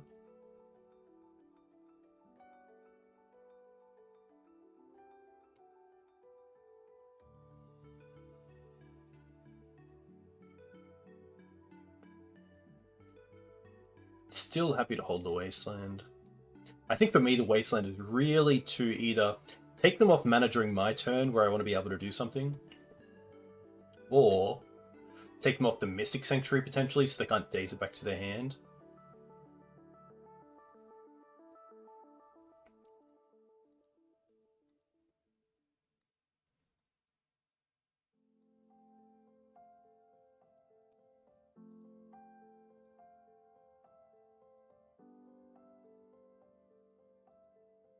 Yeah, that's a good point, Panther. And I think I probably should. Maybe when I untap and see what I draw for turn. Because there's even a world where they can daze it back to their hand but pay for the spell, so they just get value off the Mystic Sanctuary. But here's another Murktide.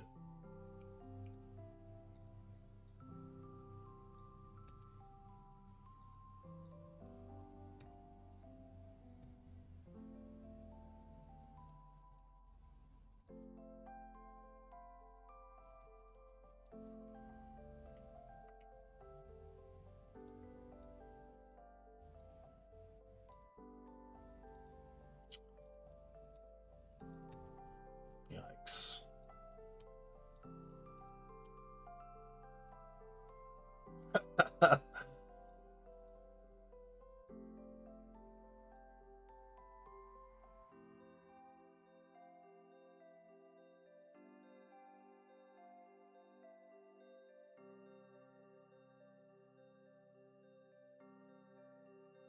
Yes, Punishing Fire, yes. 2 down.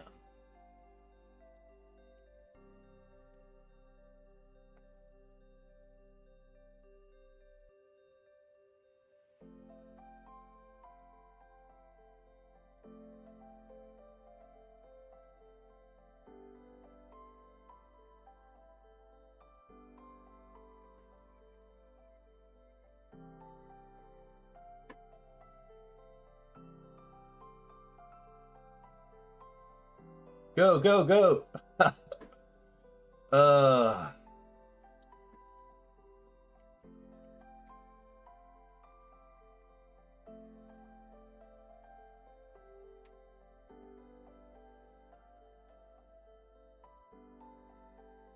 Ooh, okay. That's quite nice. That's going to be our answer to Murktide. Opponent also down by 9 minutes.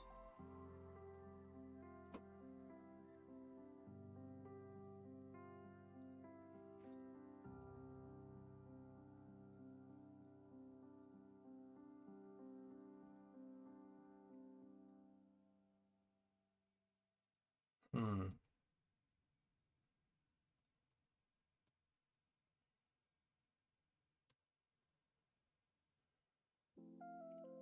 I don't mind playing this because I think it just adds to the ability for Punishing Fire. But I don't know if we have another red source in the deck. I think we're only playing the one. Okay.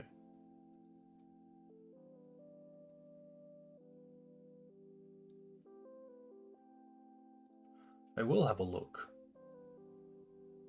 No. That's fine.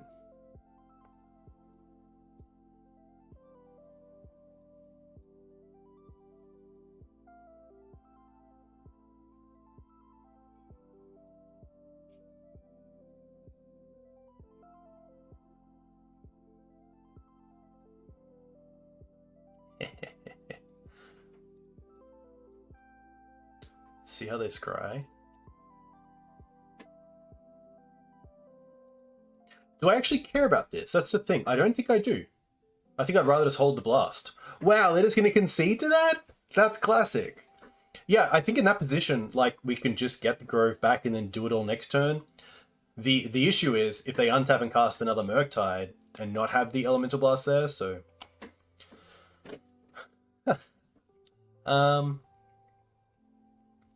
I think I'm pretty happy just running back with the same.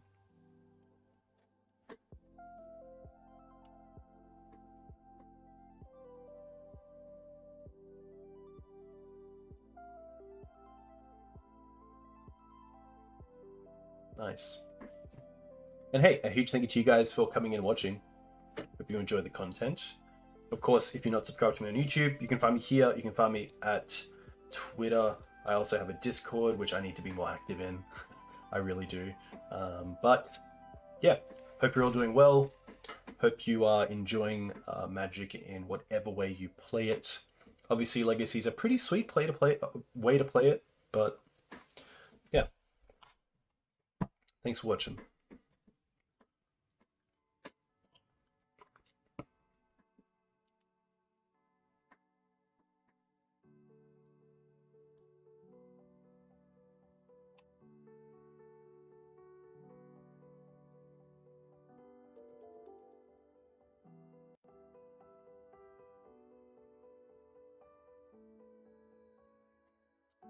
Again, just a really awkward hand, so I'm pretty happy to mulligan this.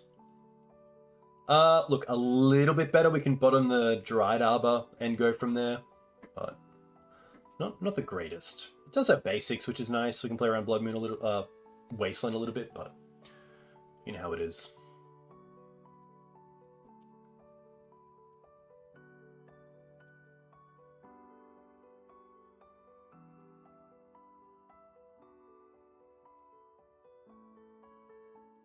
Pretty happy just to play turn 1 Ignobled Hierarch.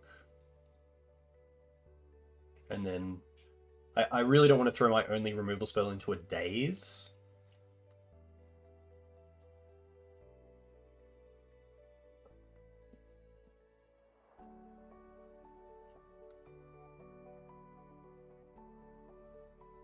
I could also see this get Dazed because it does allow me to play around Daze a little bit.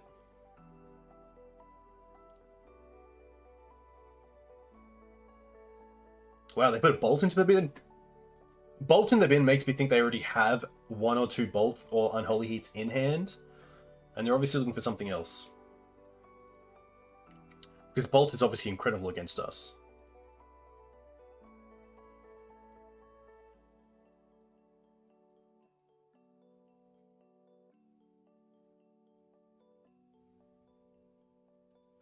Okay.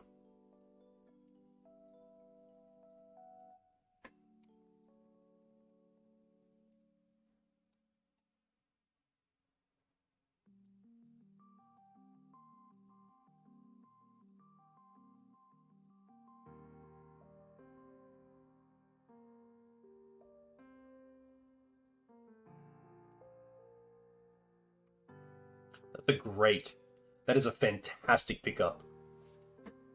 Happy just to go with Forest again.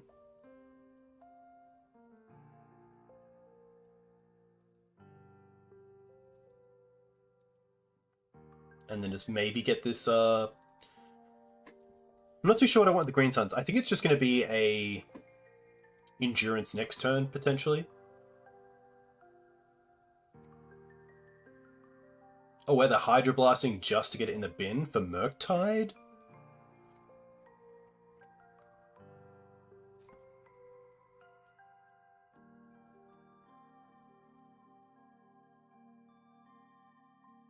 Alright.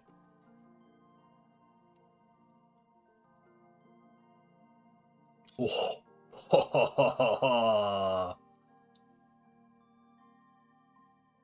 Bang.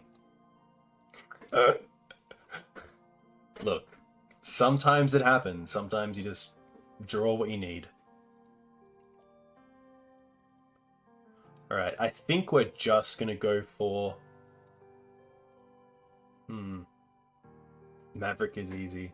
Look, sometimes it does easily give you an out to what you could have. The question here is, do I want to respect Daze? I think I do a little bit, and I just want to get an Endurance here. And I actually want to Endurance myself and put all this removal back into the deck.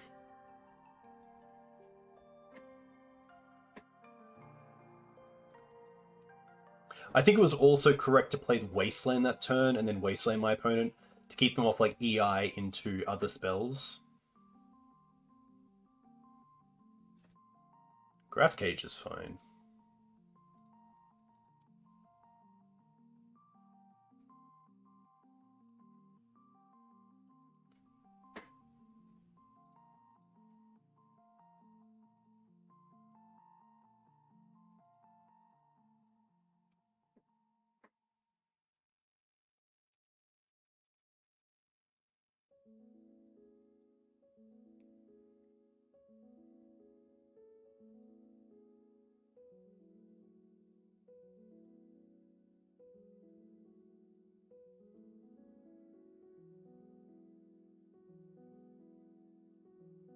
I'm going to play this because it is Plateau.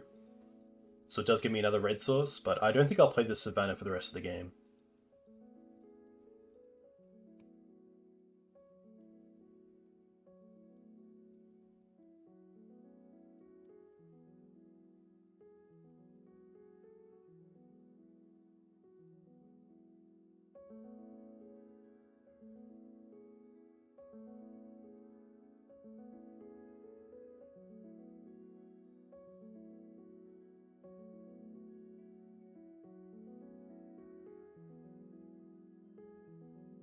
Sadly can't get Dryad Arbor because of the Grafdigger's Cage, which would have been pretty cool last turn.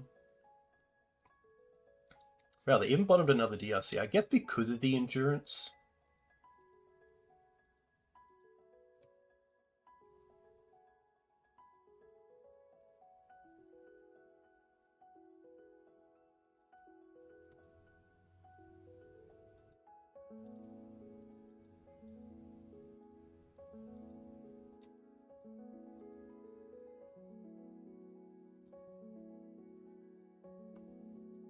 Hey, that's very cool, Mirage.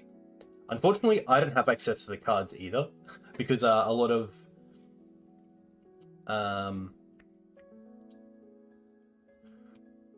they're gonna fetch here. Instant? Do they have an instant? Bolt. Okay. Hey, HE bud. Yeah, a lot of the rental services don't get them for rental decks until a little bit, but thank you very much for the sub. I very much appreciate that. Okay, that's a start.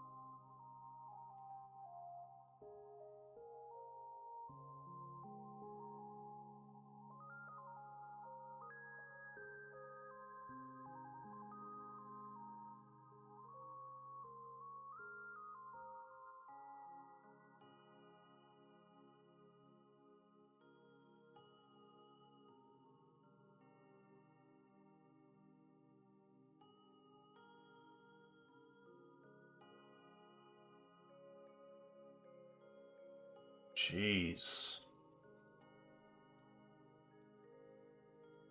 I'm just dead.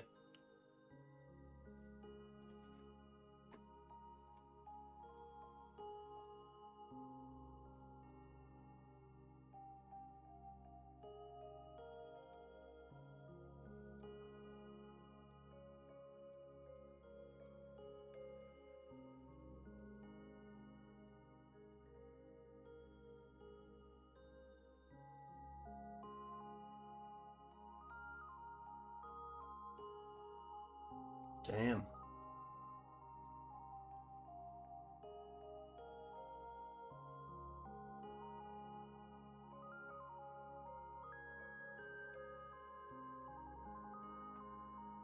Tough.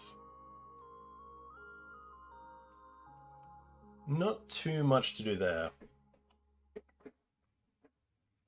Sadly, the deck list isn't working at the moment, but you can take a screenshot of this.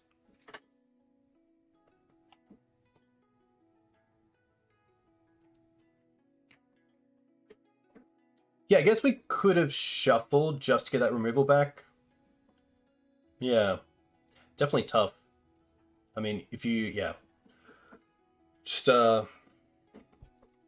non-blue things.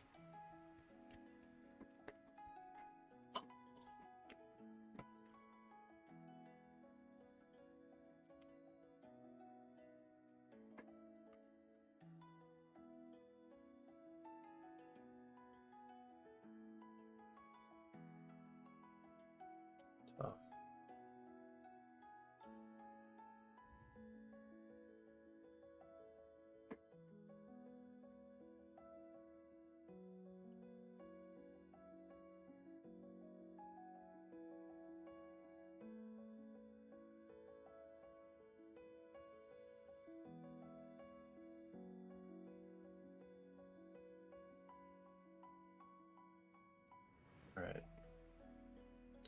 Up against Quake.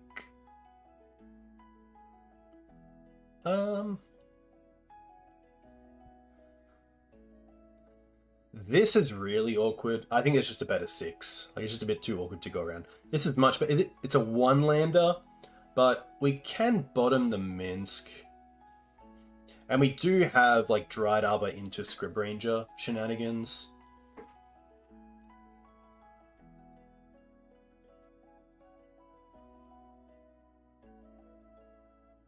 Don't do it. Don't do it. Please name Force of Will. Okay, okay.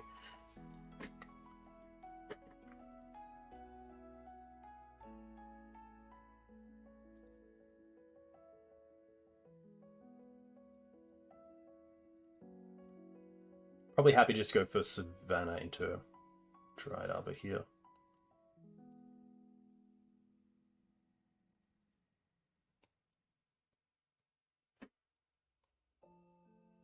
I'm not playing Plume, no.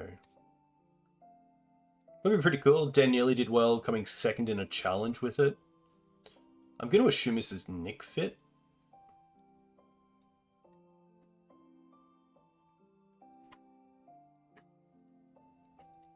Not too bad. This will be a 2 for 2.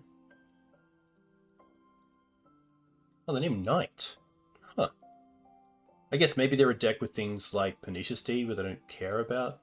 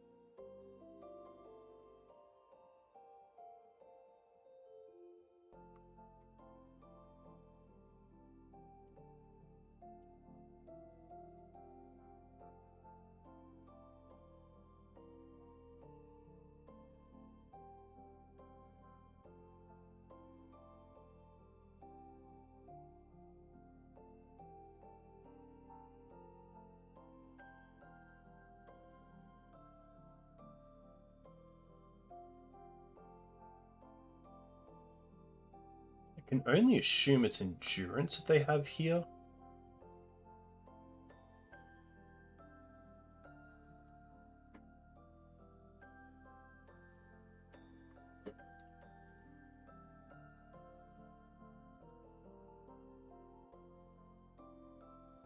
White. I guess I don't really need to swords here, but I kind of want to just because I kind of have to play my white sources at sorcery speed.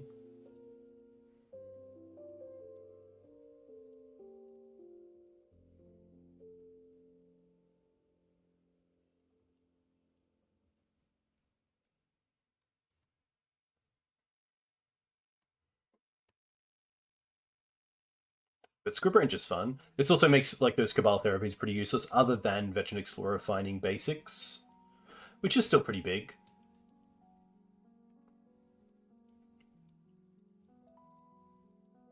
But Deed here would be very good.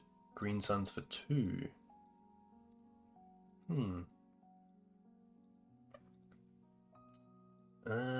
Makes sense.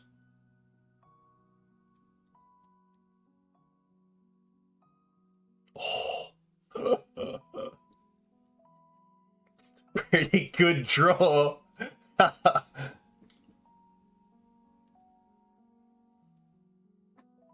Oh, but they only have one card as well. But surely it is Chain.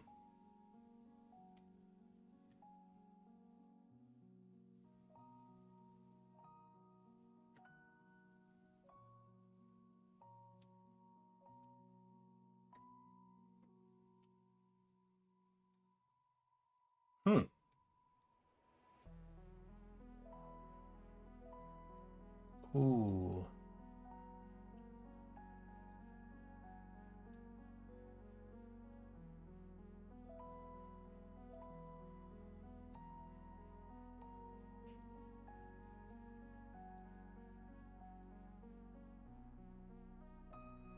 This is still fine. But if they target us, we don't... I guess we wouldn't have got value off the Ramen app anyway. Because they could have just endurance and response. Pro green. I assume they still target us.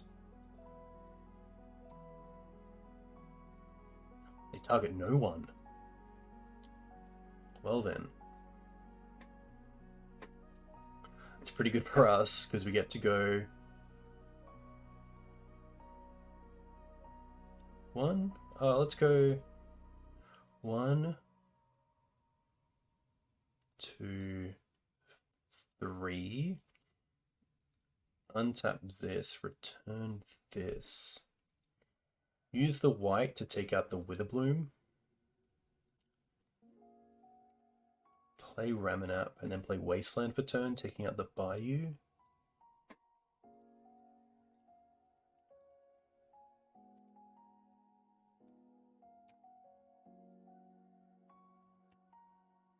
Now they're down to 2 cards.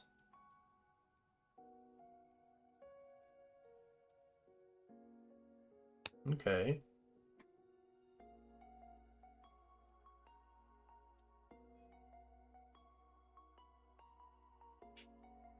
Wonder what they name. They obviously know about the Savannah.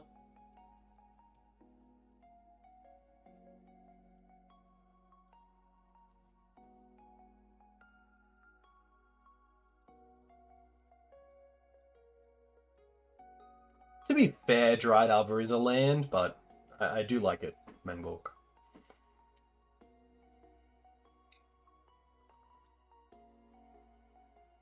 Green Suns. Ouphe. Ouphe isn't great, but we do get to Wasteland our opponent. Play Ouphe just as a creature.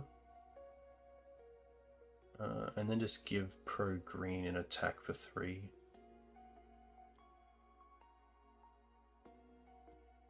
They named Green Suns. So maybe just forgot that they knew about the Savannah in hand.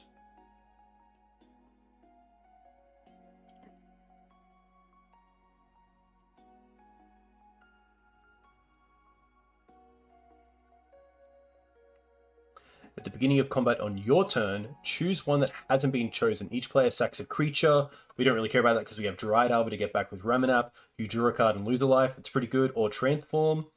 Flying, Death Touch, Lifelink. Each creature you control is flying. Okay, that's not too bad either because we have Scrib Ranger plus Mum. So we only really care about the draw a card, lose a life.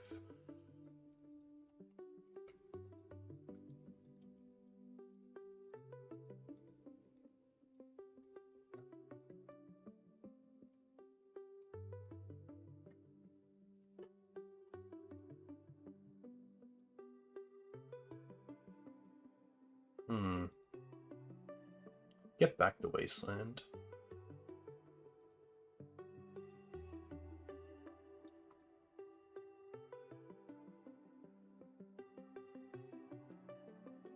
Pro green.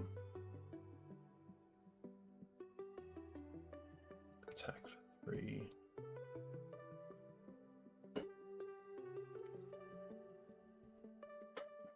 Yeah, that would have been cool to see them name You're Already Dead or something of that nature. I think Cruiser off the top is going to be the card that I really want to see.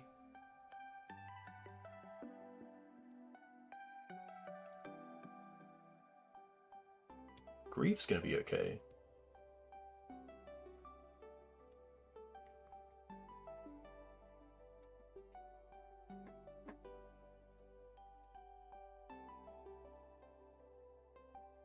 This is fine, we just sack the Dryad Arbor. Oh, they're going to transform. Okay.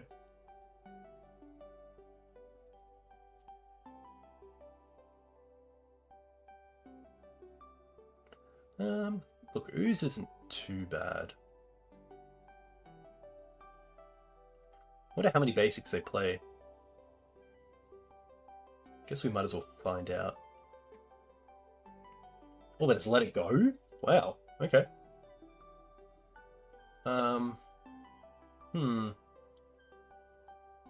I think in that case I will replay it, just in case of another endurance. I'm gonna eat this Cabal Therapy right now. And then I will also eat the Veteran Explorer. And then again, attack with Ouphe, trigger on the stack, we'll just give pro. Oh, I guess we have to give pro green and pro black.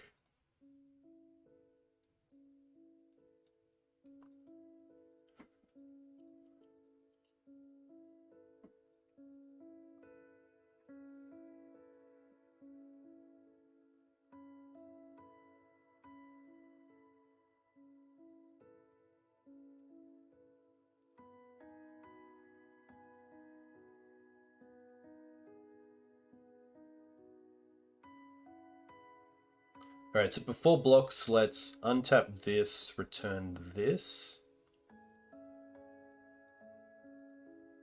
Move to blocks. Block here. Before damage, go to get pro black.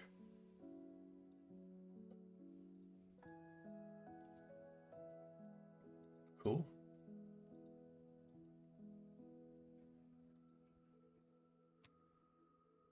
Alright.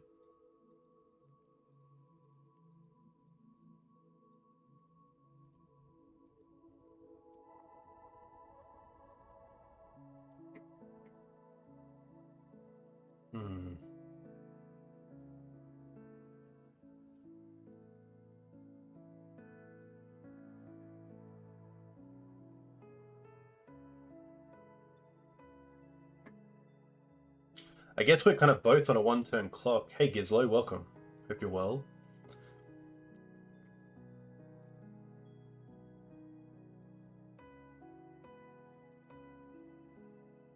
Black. Pro green. Combat.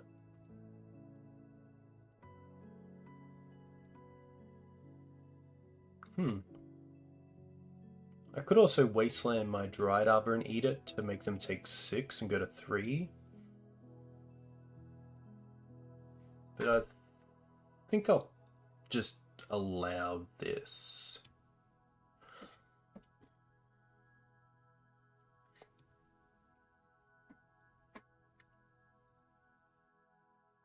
Then I might actually just untap this right now. And then we still have the Dryad Arbor to use for any shenanigans. Alright, they got a draw.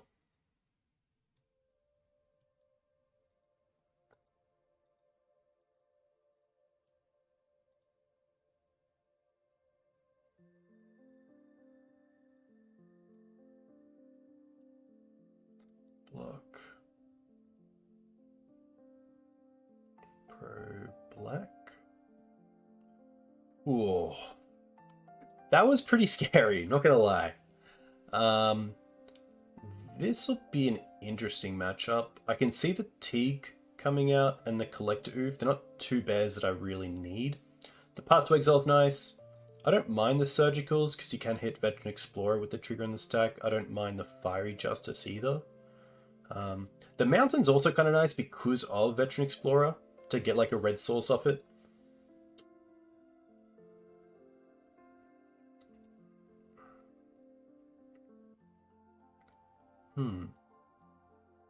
I don't mind going down on a Wasteland and a Knight. I don't mind the Endurances. Don't mind the Minskers.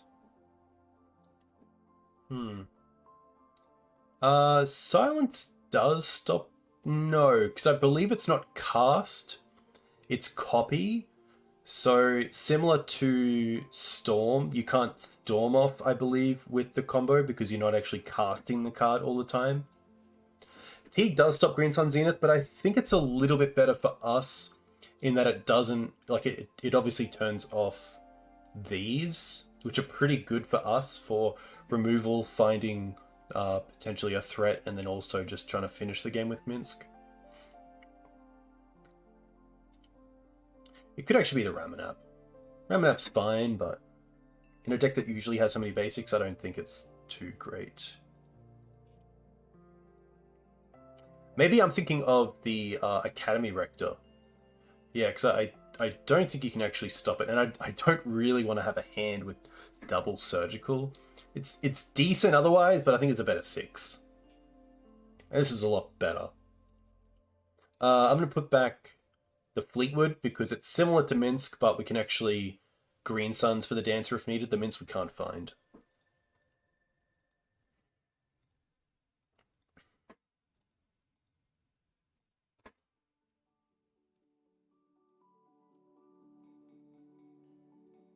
Nice.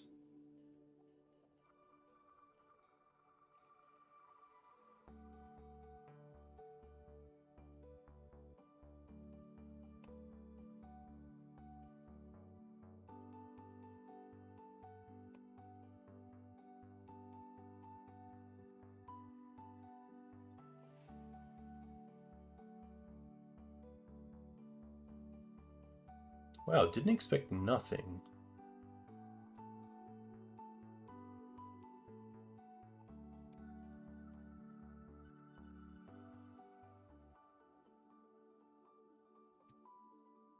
Now we can play instant speed, which is really nice.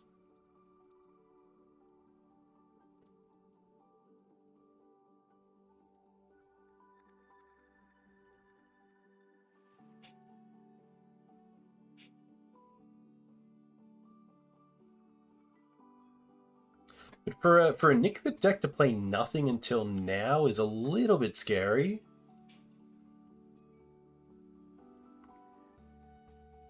Oh, do they have opposition agent? That would suck. That's a big reason not to attack there. Oh, no, okay. But I think as well, like looking back, potentially it is not worth attacking with the Dryad Arbor there because of this situation.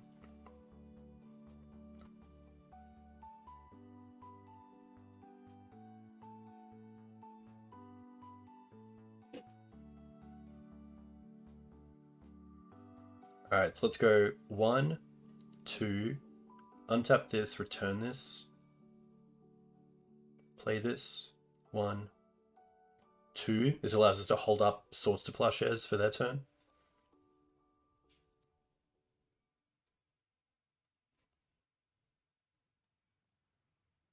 I assume they might have Endurance again, so I'm just going to attack with the Boo, not the Script Ranger.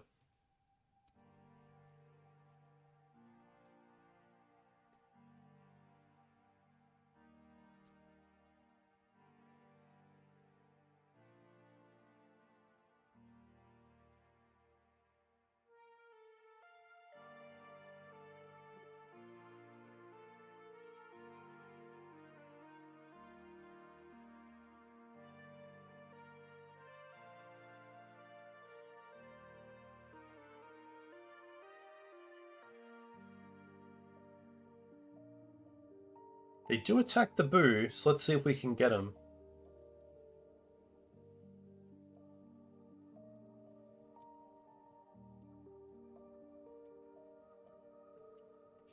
Wow. Do they have a sweeper? Cabal. Okay.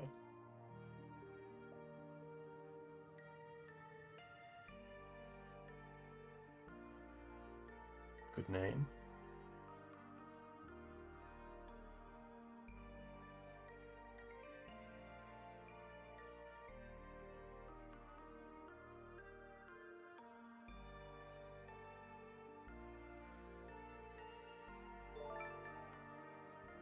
Hey, Mighty Man. A huge thank you.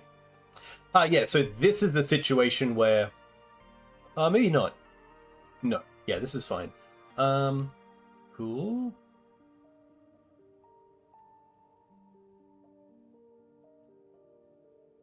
Yeah, big thank you, Mighty Man. Too kind. I very much appreciate you. Hope you're doing well. Hope you're having a nice end of the year. And coming up to hopefully some time off over Christmas. Yeah, they can take it.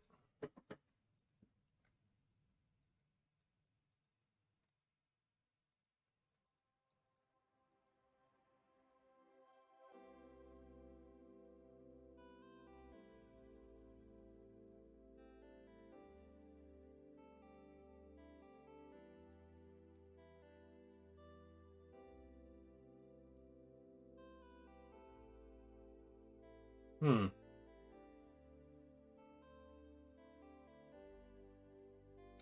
I think I actually need to sack the Boo here and just draw into a bunch of cards to draw into extra removal.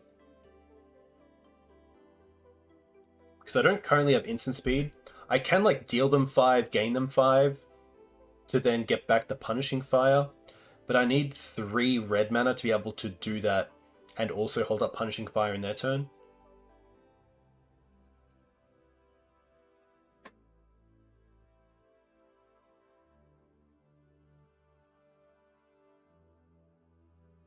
Okay.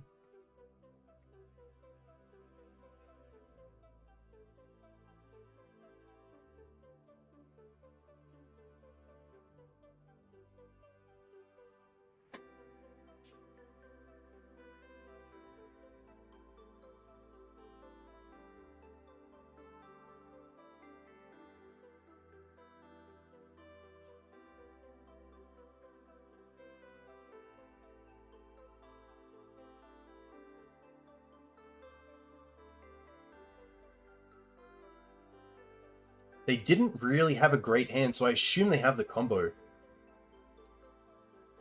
Yeah, because they're going to Endurance us.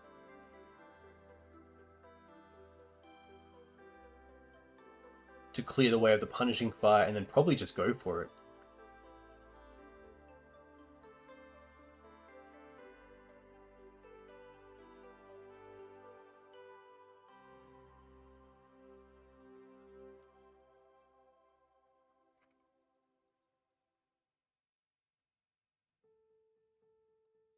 Yeah.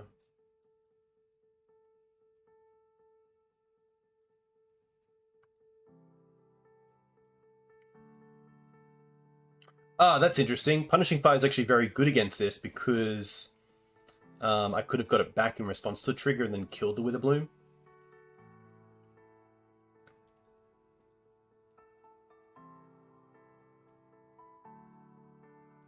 There's nothing I can do now. Sorcery, yeah.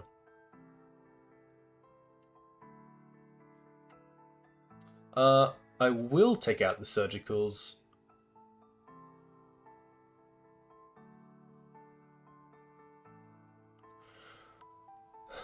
I guess we'll try out Teeg. We'll see how it goes and just bring in another Knight.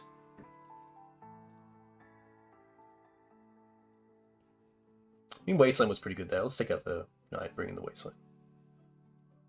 They do run a lot of jewels, so we'll see how this goes. Yeah, tough.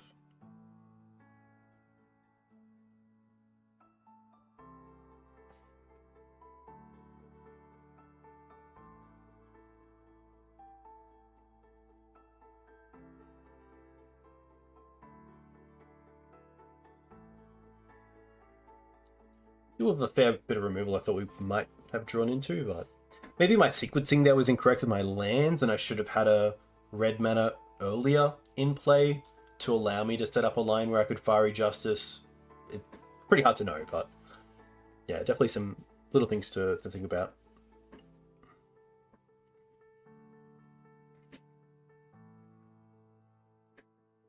Right. I'm pretty happy to keep this. Turn 1 Noble into turn 2 Fable.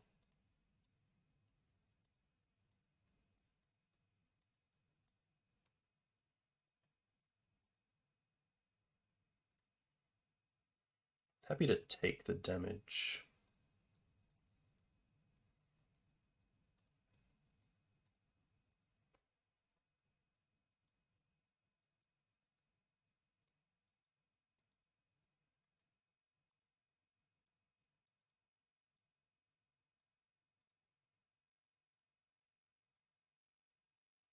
Probably Green Suns or Swords to Plowshares again. Yeah. Which is pretty nice for us.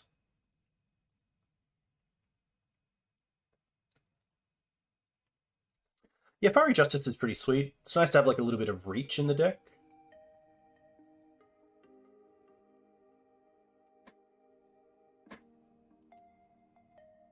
Also, Fable's been pretty good.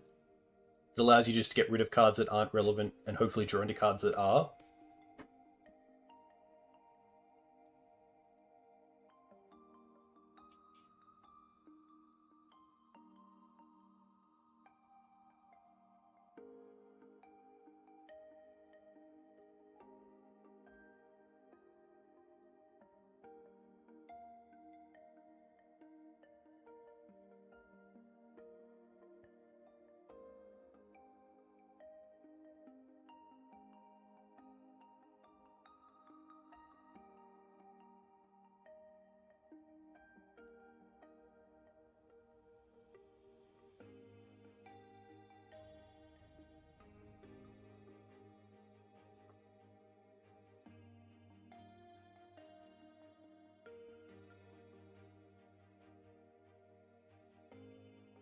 They probably named Justice here. The Knight doesn't really do a whole lot.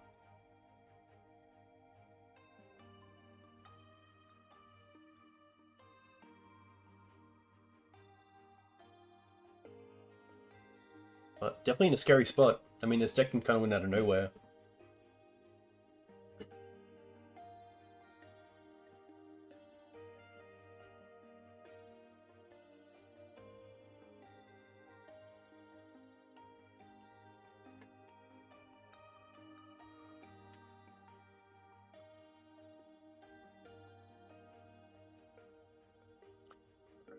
Pretty happy to get rid of just the 2 lands. Nice. I don't want to play Minsk this turn. I guess I can play Minsk this turn.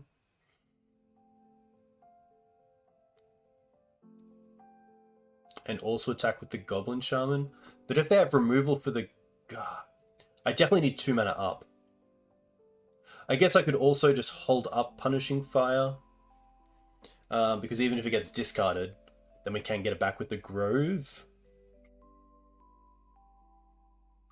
So I could see a world where we Minsk next turn, and this turn just play the Ignoble Hierarch. Maybe even draw a card off the canopy in end step if they do nothing.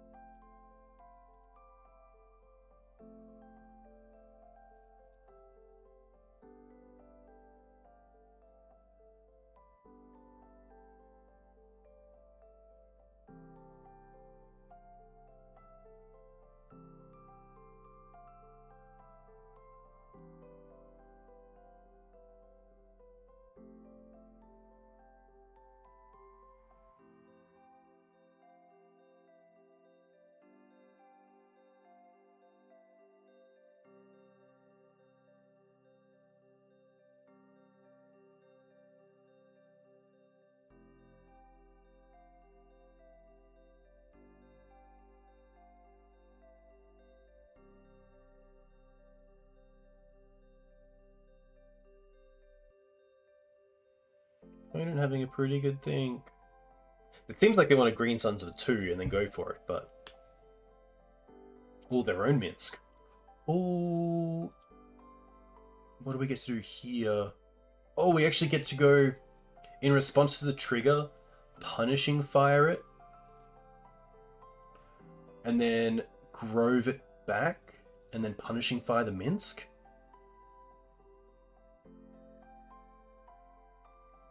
Unless they have Endurance Green card. Oh, they have Endurance Green card. Wow.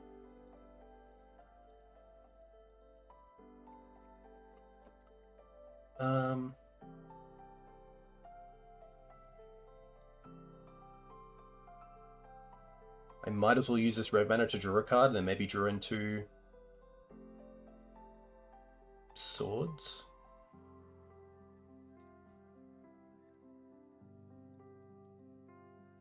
Savannah. Okay. Maybe greedy. Actually, maybe greedy. Like, I should have just Punishing Fired the token. I think I just got a little bit tunnel visioned into like, oh, we can kill the boo before the token comes into play, but that's not really an issue anyway. Yeah. Oh, but they hold it back. Okay.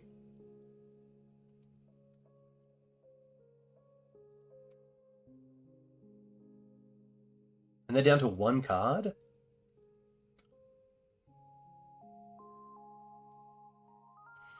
If I had to Twitch stream another game besides Magic, what would it be? Age of Empires. Age of Empires. Or Command and Conquer 0 Hour.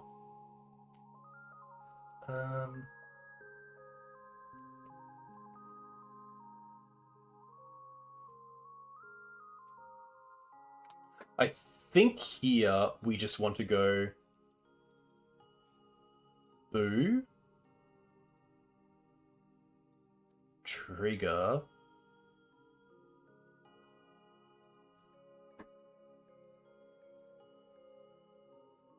ending on this.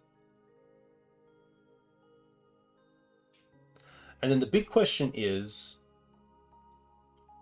do I just attack with Exalted at Minsk and then draw 3 to try to draw into like another removal spell? I think that's better than trying to like Goblin at Minsk, tick up on Boo, attack them.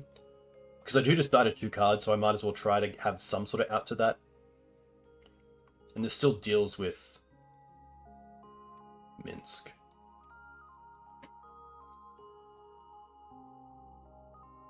But this is why I really like Minsk and Maverick, is that you get Exalted, so you can make use of Boo before you draw cards. I guess I could have also attacked them and then thrown the Boo at... But I guess it does the same thing.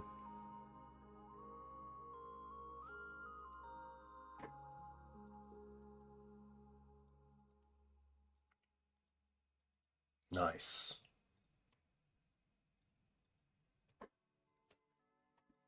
Now we're looking very good. Pernicious Deed is probably the card, but we have the Knight of Autumn for that. I didn't attack them with a token because I wanted the Boo to become a 3/3 with Exalted and then draw 3 cards of it post-combat. If I attacked with the token and the Boo, it would have just been a 1/1, and I would have only drawn 1 card.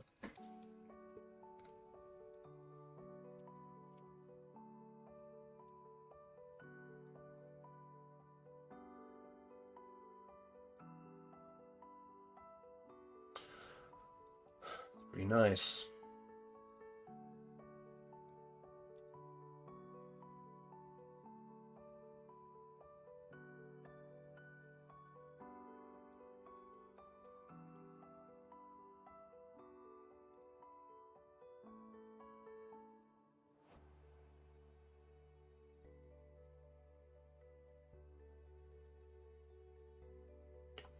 Now we get double triggers as well.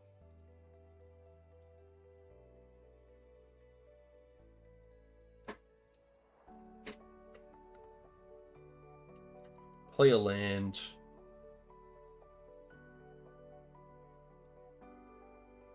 Play Teeg.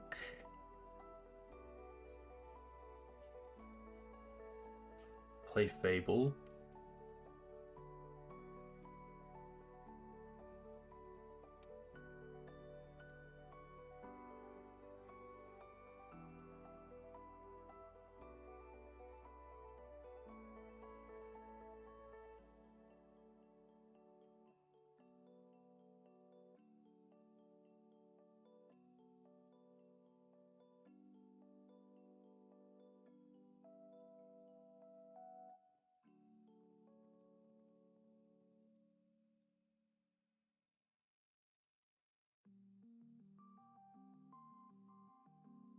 Nice. All right. Well, we can finish 4-1, which would be very cool.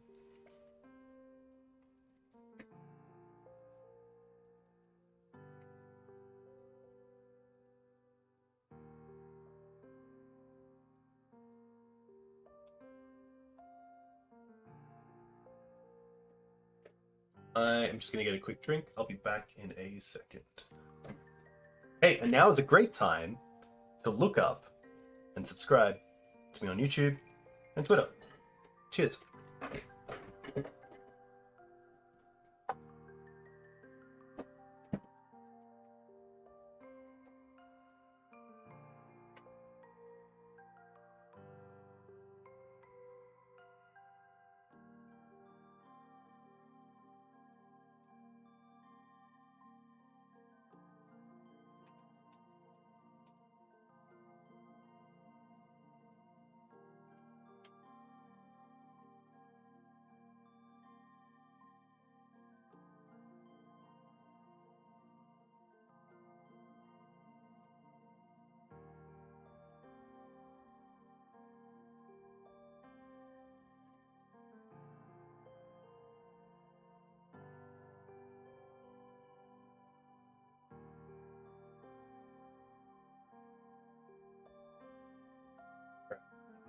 Let's do this. Oof. Hope you're doing well. Hope you're enjoying this stream. I definitely want to clean up some things. I think this stream could be a lot better, especially in quality.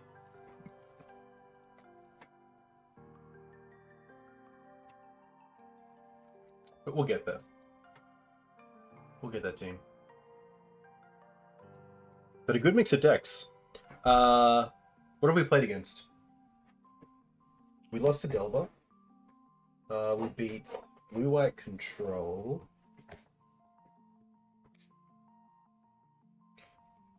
You read Delver was 1-2.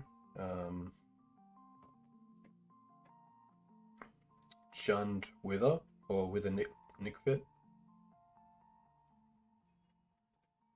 BloomFit, I think is a cool name. Blue-White Control. Lands. There we go. Right. Up against Jackpa.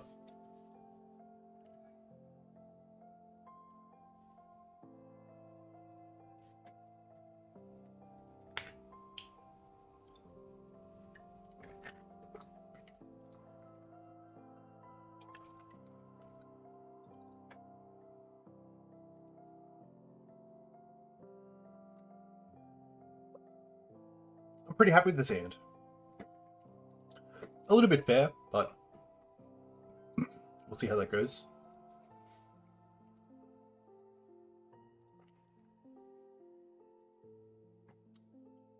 Polluted Delta.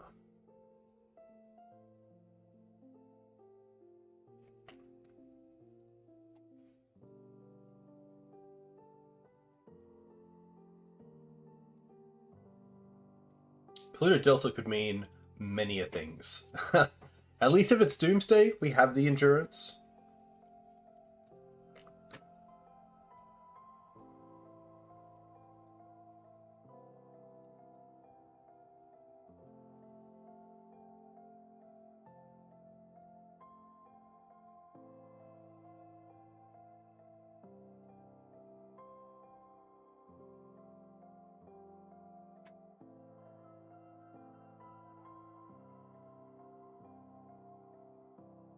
I think we just go for Savannah here and play the mum.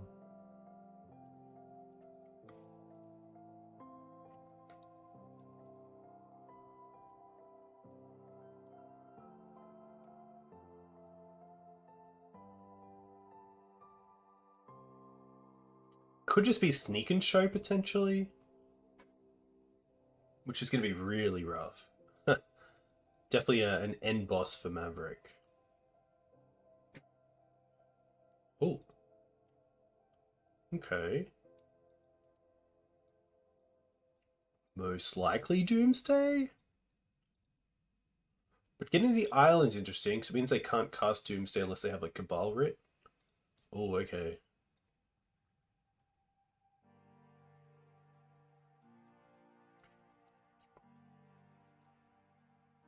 Please Past in Flames me. One card left.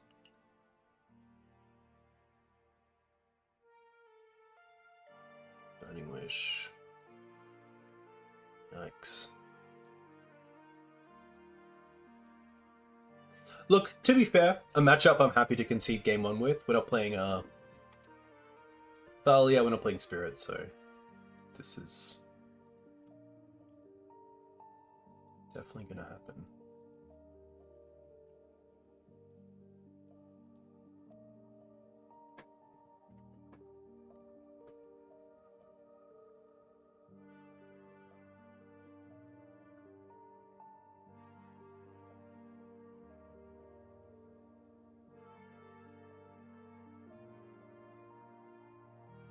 Happy to show them my hand. I think they obviously know what we're on.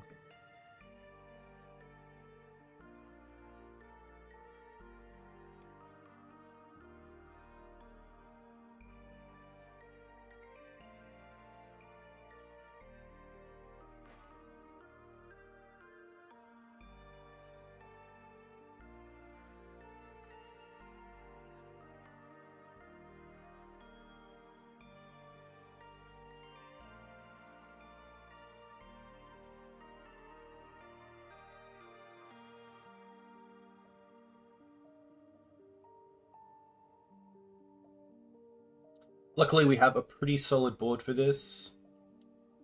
We can take out the swords, the punishing fires, the Ramanap, Fables. I don't mind holding one prismatic ending. I like the deafening silences, I like the force of vigors and the blast effects. And then I think just because they do something is surgical and choke. I think double Minsk is a bit hard to get under. I also don't mind dropping on a knight. And really just having anything that does something. The prismatic ending is nice because it does work nicely with deafening silence, where my opponent might play out like a lotus petal or a wish claw potentially, or an LED, and we can obviously hit it with prismatic. But really want to have a hand with that deafening silence in our opener. And this is it. It doesn't have a great plan other than deafening silence into Mum. But if we draw a land, we can also protect the deafening silence from a bounce effect, which is kind of cool.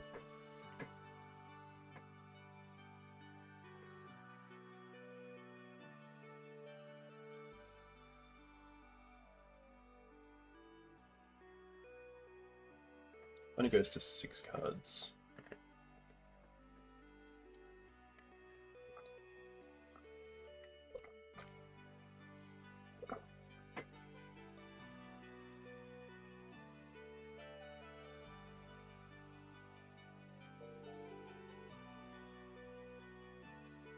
Hey Wiki, thanks for the follow. Hope you're well.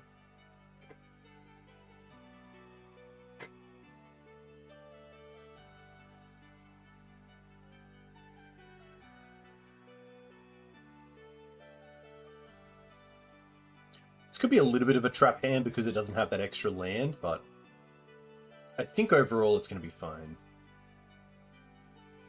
That's pretty good. I will actually wasteland my opponent here.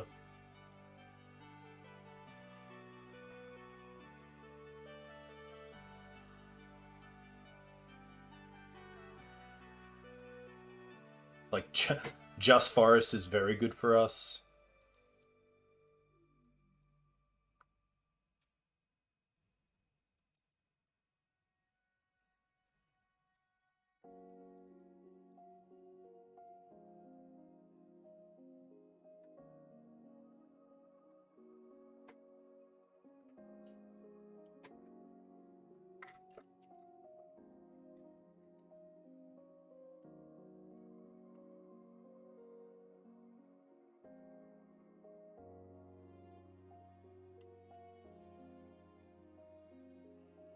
Yeah, Mum Beatdown.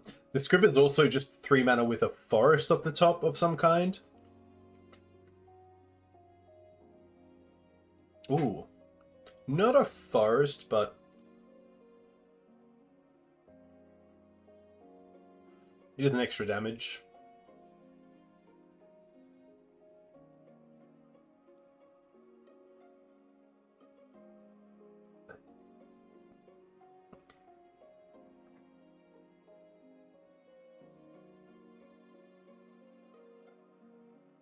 Oh no, I'm to cast. My bad. I just clicked through there, unfortunately. That's all good. It'll come down to 1 damage, but we'll see how that goes. Hey, Granham, a huge thank you for the raid. Hope you're well. I think you're playing lands, potentially? And if so, how did you go?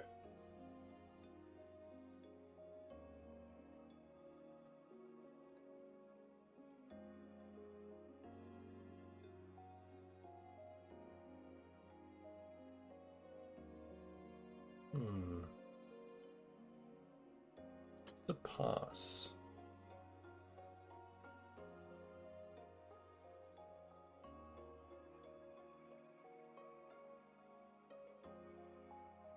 It's pretty good.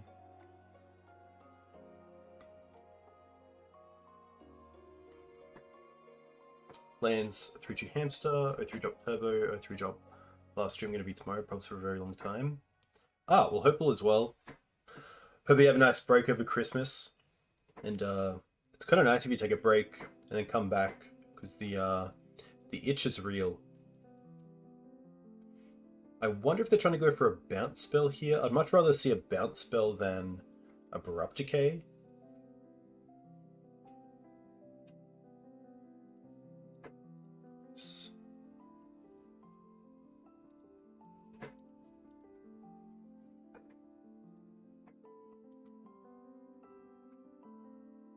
I don't think I want a Surgical Echo. Usually they have like Echo and Chain. Wow, they're playing that out. Interesting they're playing this out because they know about the Night of Autumn.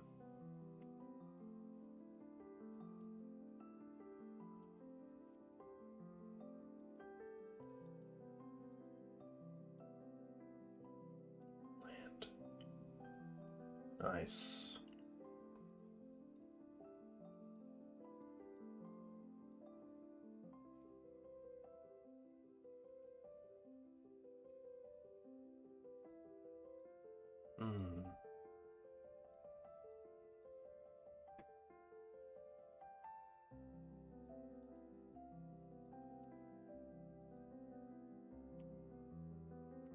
Guess that's why they played it out.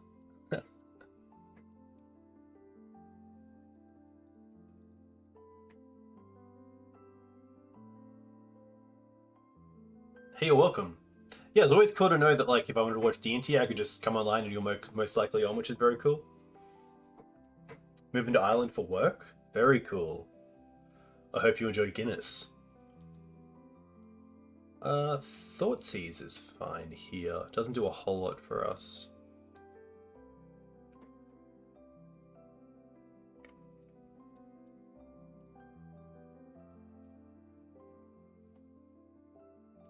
We do get to Wasteland them here, which is pretty huge, and also have the green source.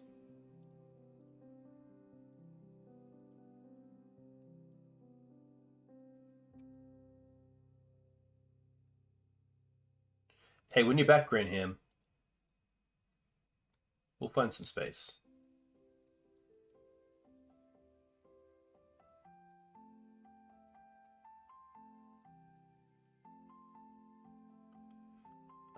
I think end of draw, I'm going to just have a look at their deck. Go for Echoing.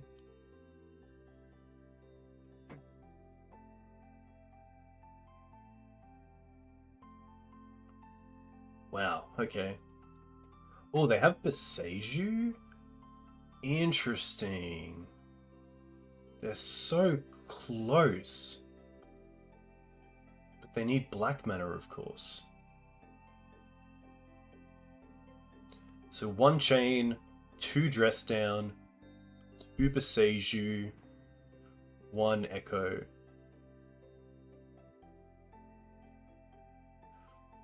Okay.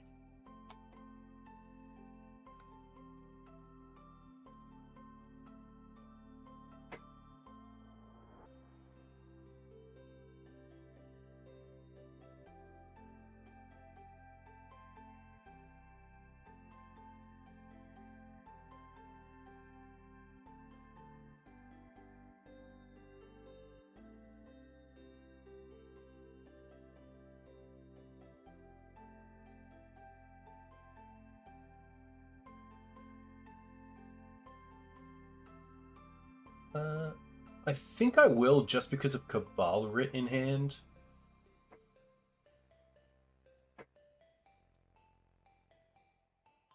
Minsk? 1 Minsk? Ooh, another Deafening Silence is actually huge. Because now we just don't die to, like, Beseiju off the top. Because, yeah, there's a world where they go Black Source, Ritual, and then use one of the blacks and the green for... I guess they can't go land... I guess they can go land Ritual into Channel, into Ritual off, so... Yeah, Deafening Silence a fantastic draw here.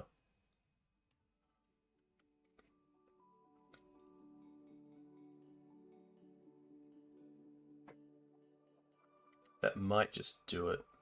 Untap this, return this.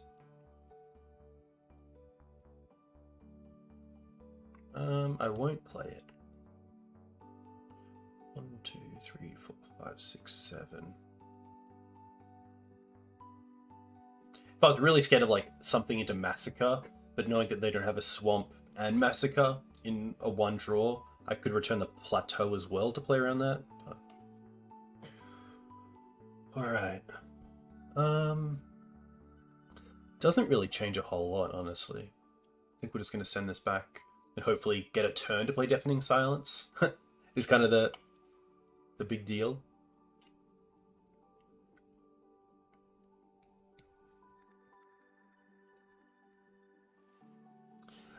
Just a little bit too slow.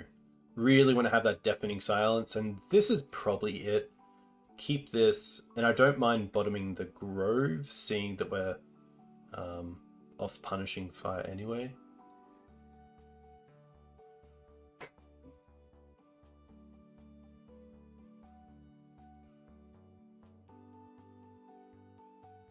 Oh, opponent went to 5 cards.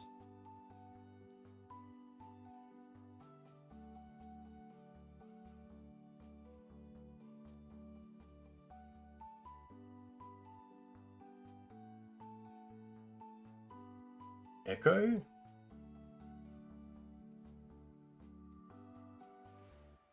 Oh, wow.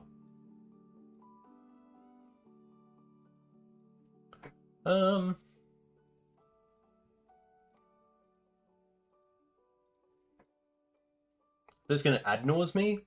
Is it worth taking them off Lotus Petal here?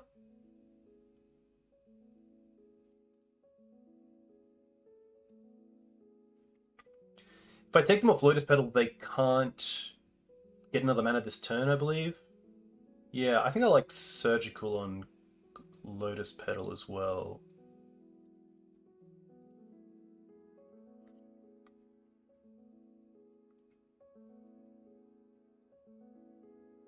They have 1 Chrome Mox.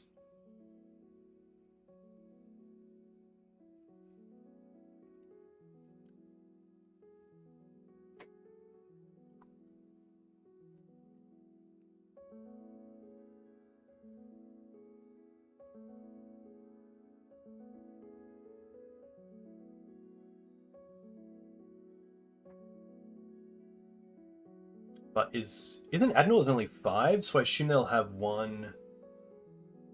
Yeah, they'll have a mana left over anyway. Hmm.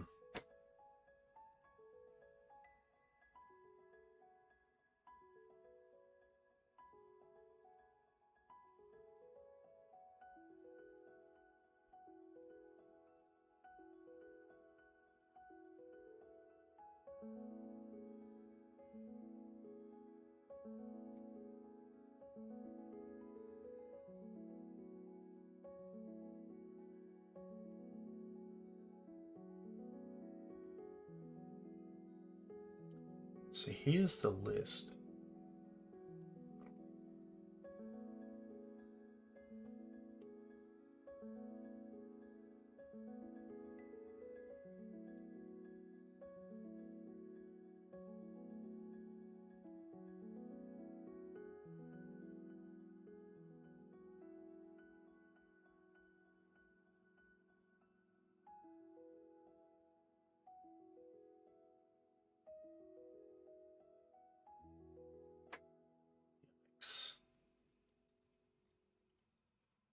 Now let us go for next turn.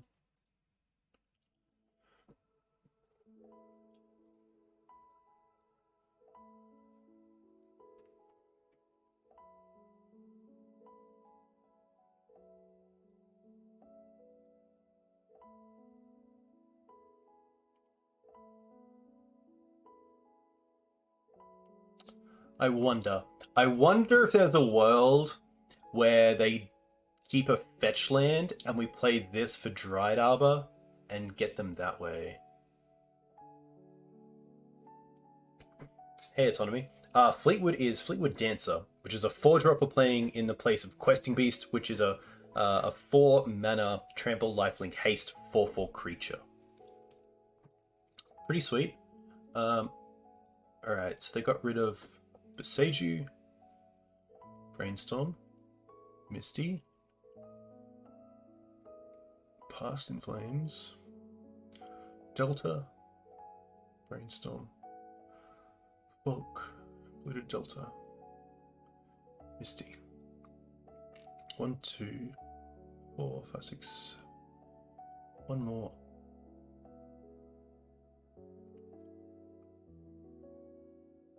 Oh, maybe the Underground Sea.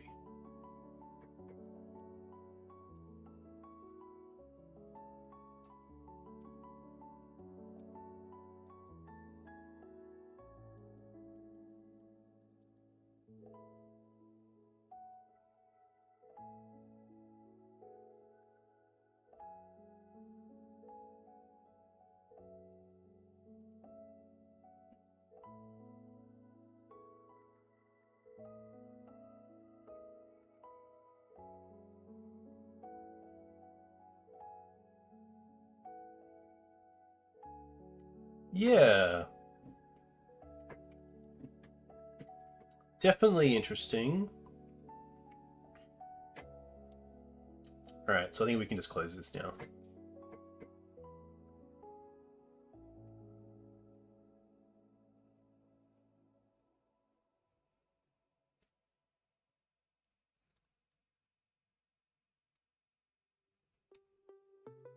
Oh, they hit another ritual.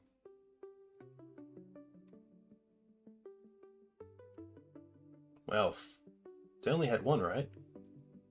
Yikes.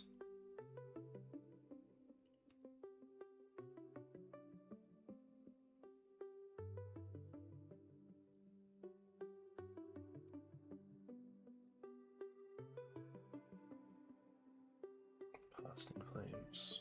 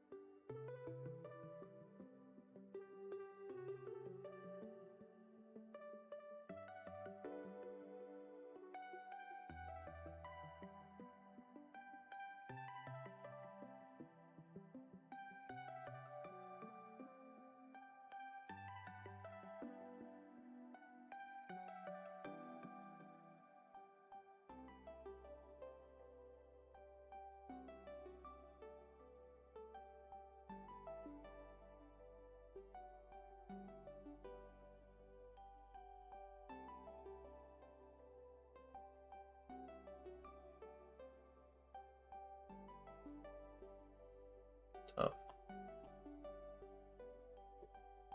We get a chest, which is cool. We can open that up. Decktech collection.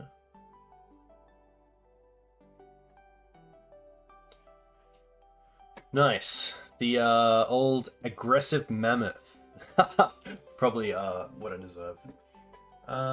Nice. We go 3-2, which isn't too bad. I think this deck is obviously quite worse against tests than other versions, but pretty good. Like Fleetwood was pretty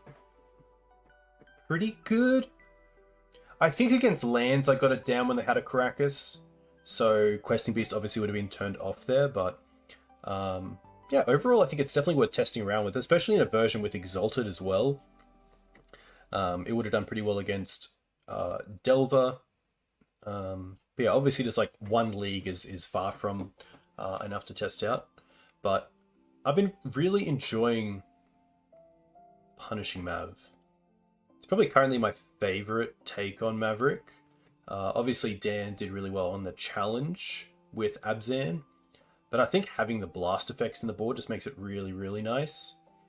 So yeah, definitely something to consider, but a huge thank you to Joe for the list. That's going to be me. It's nearly 12 o'clock. Well, it actually is midnight, so I'm going to send you guys over to someone else, but a huge thank you for coming in and watching. A big thank you to Granham for the raid. Again, if you guys want to find me, here are my socials. Let's see who else is streaming.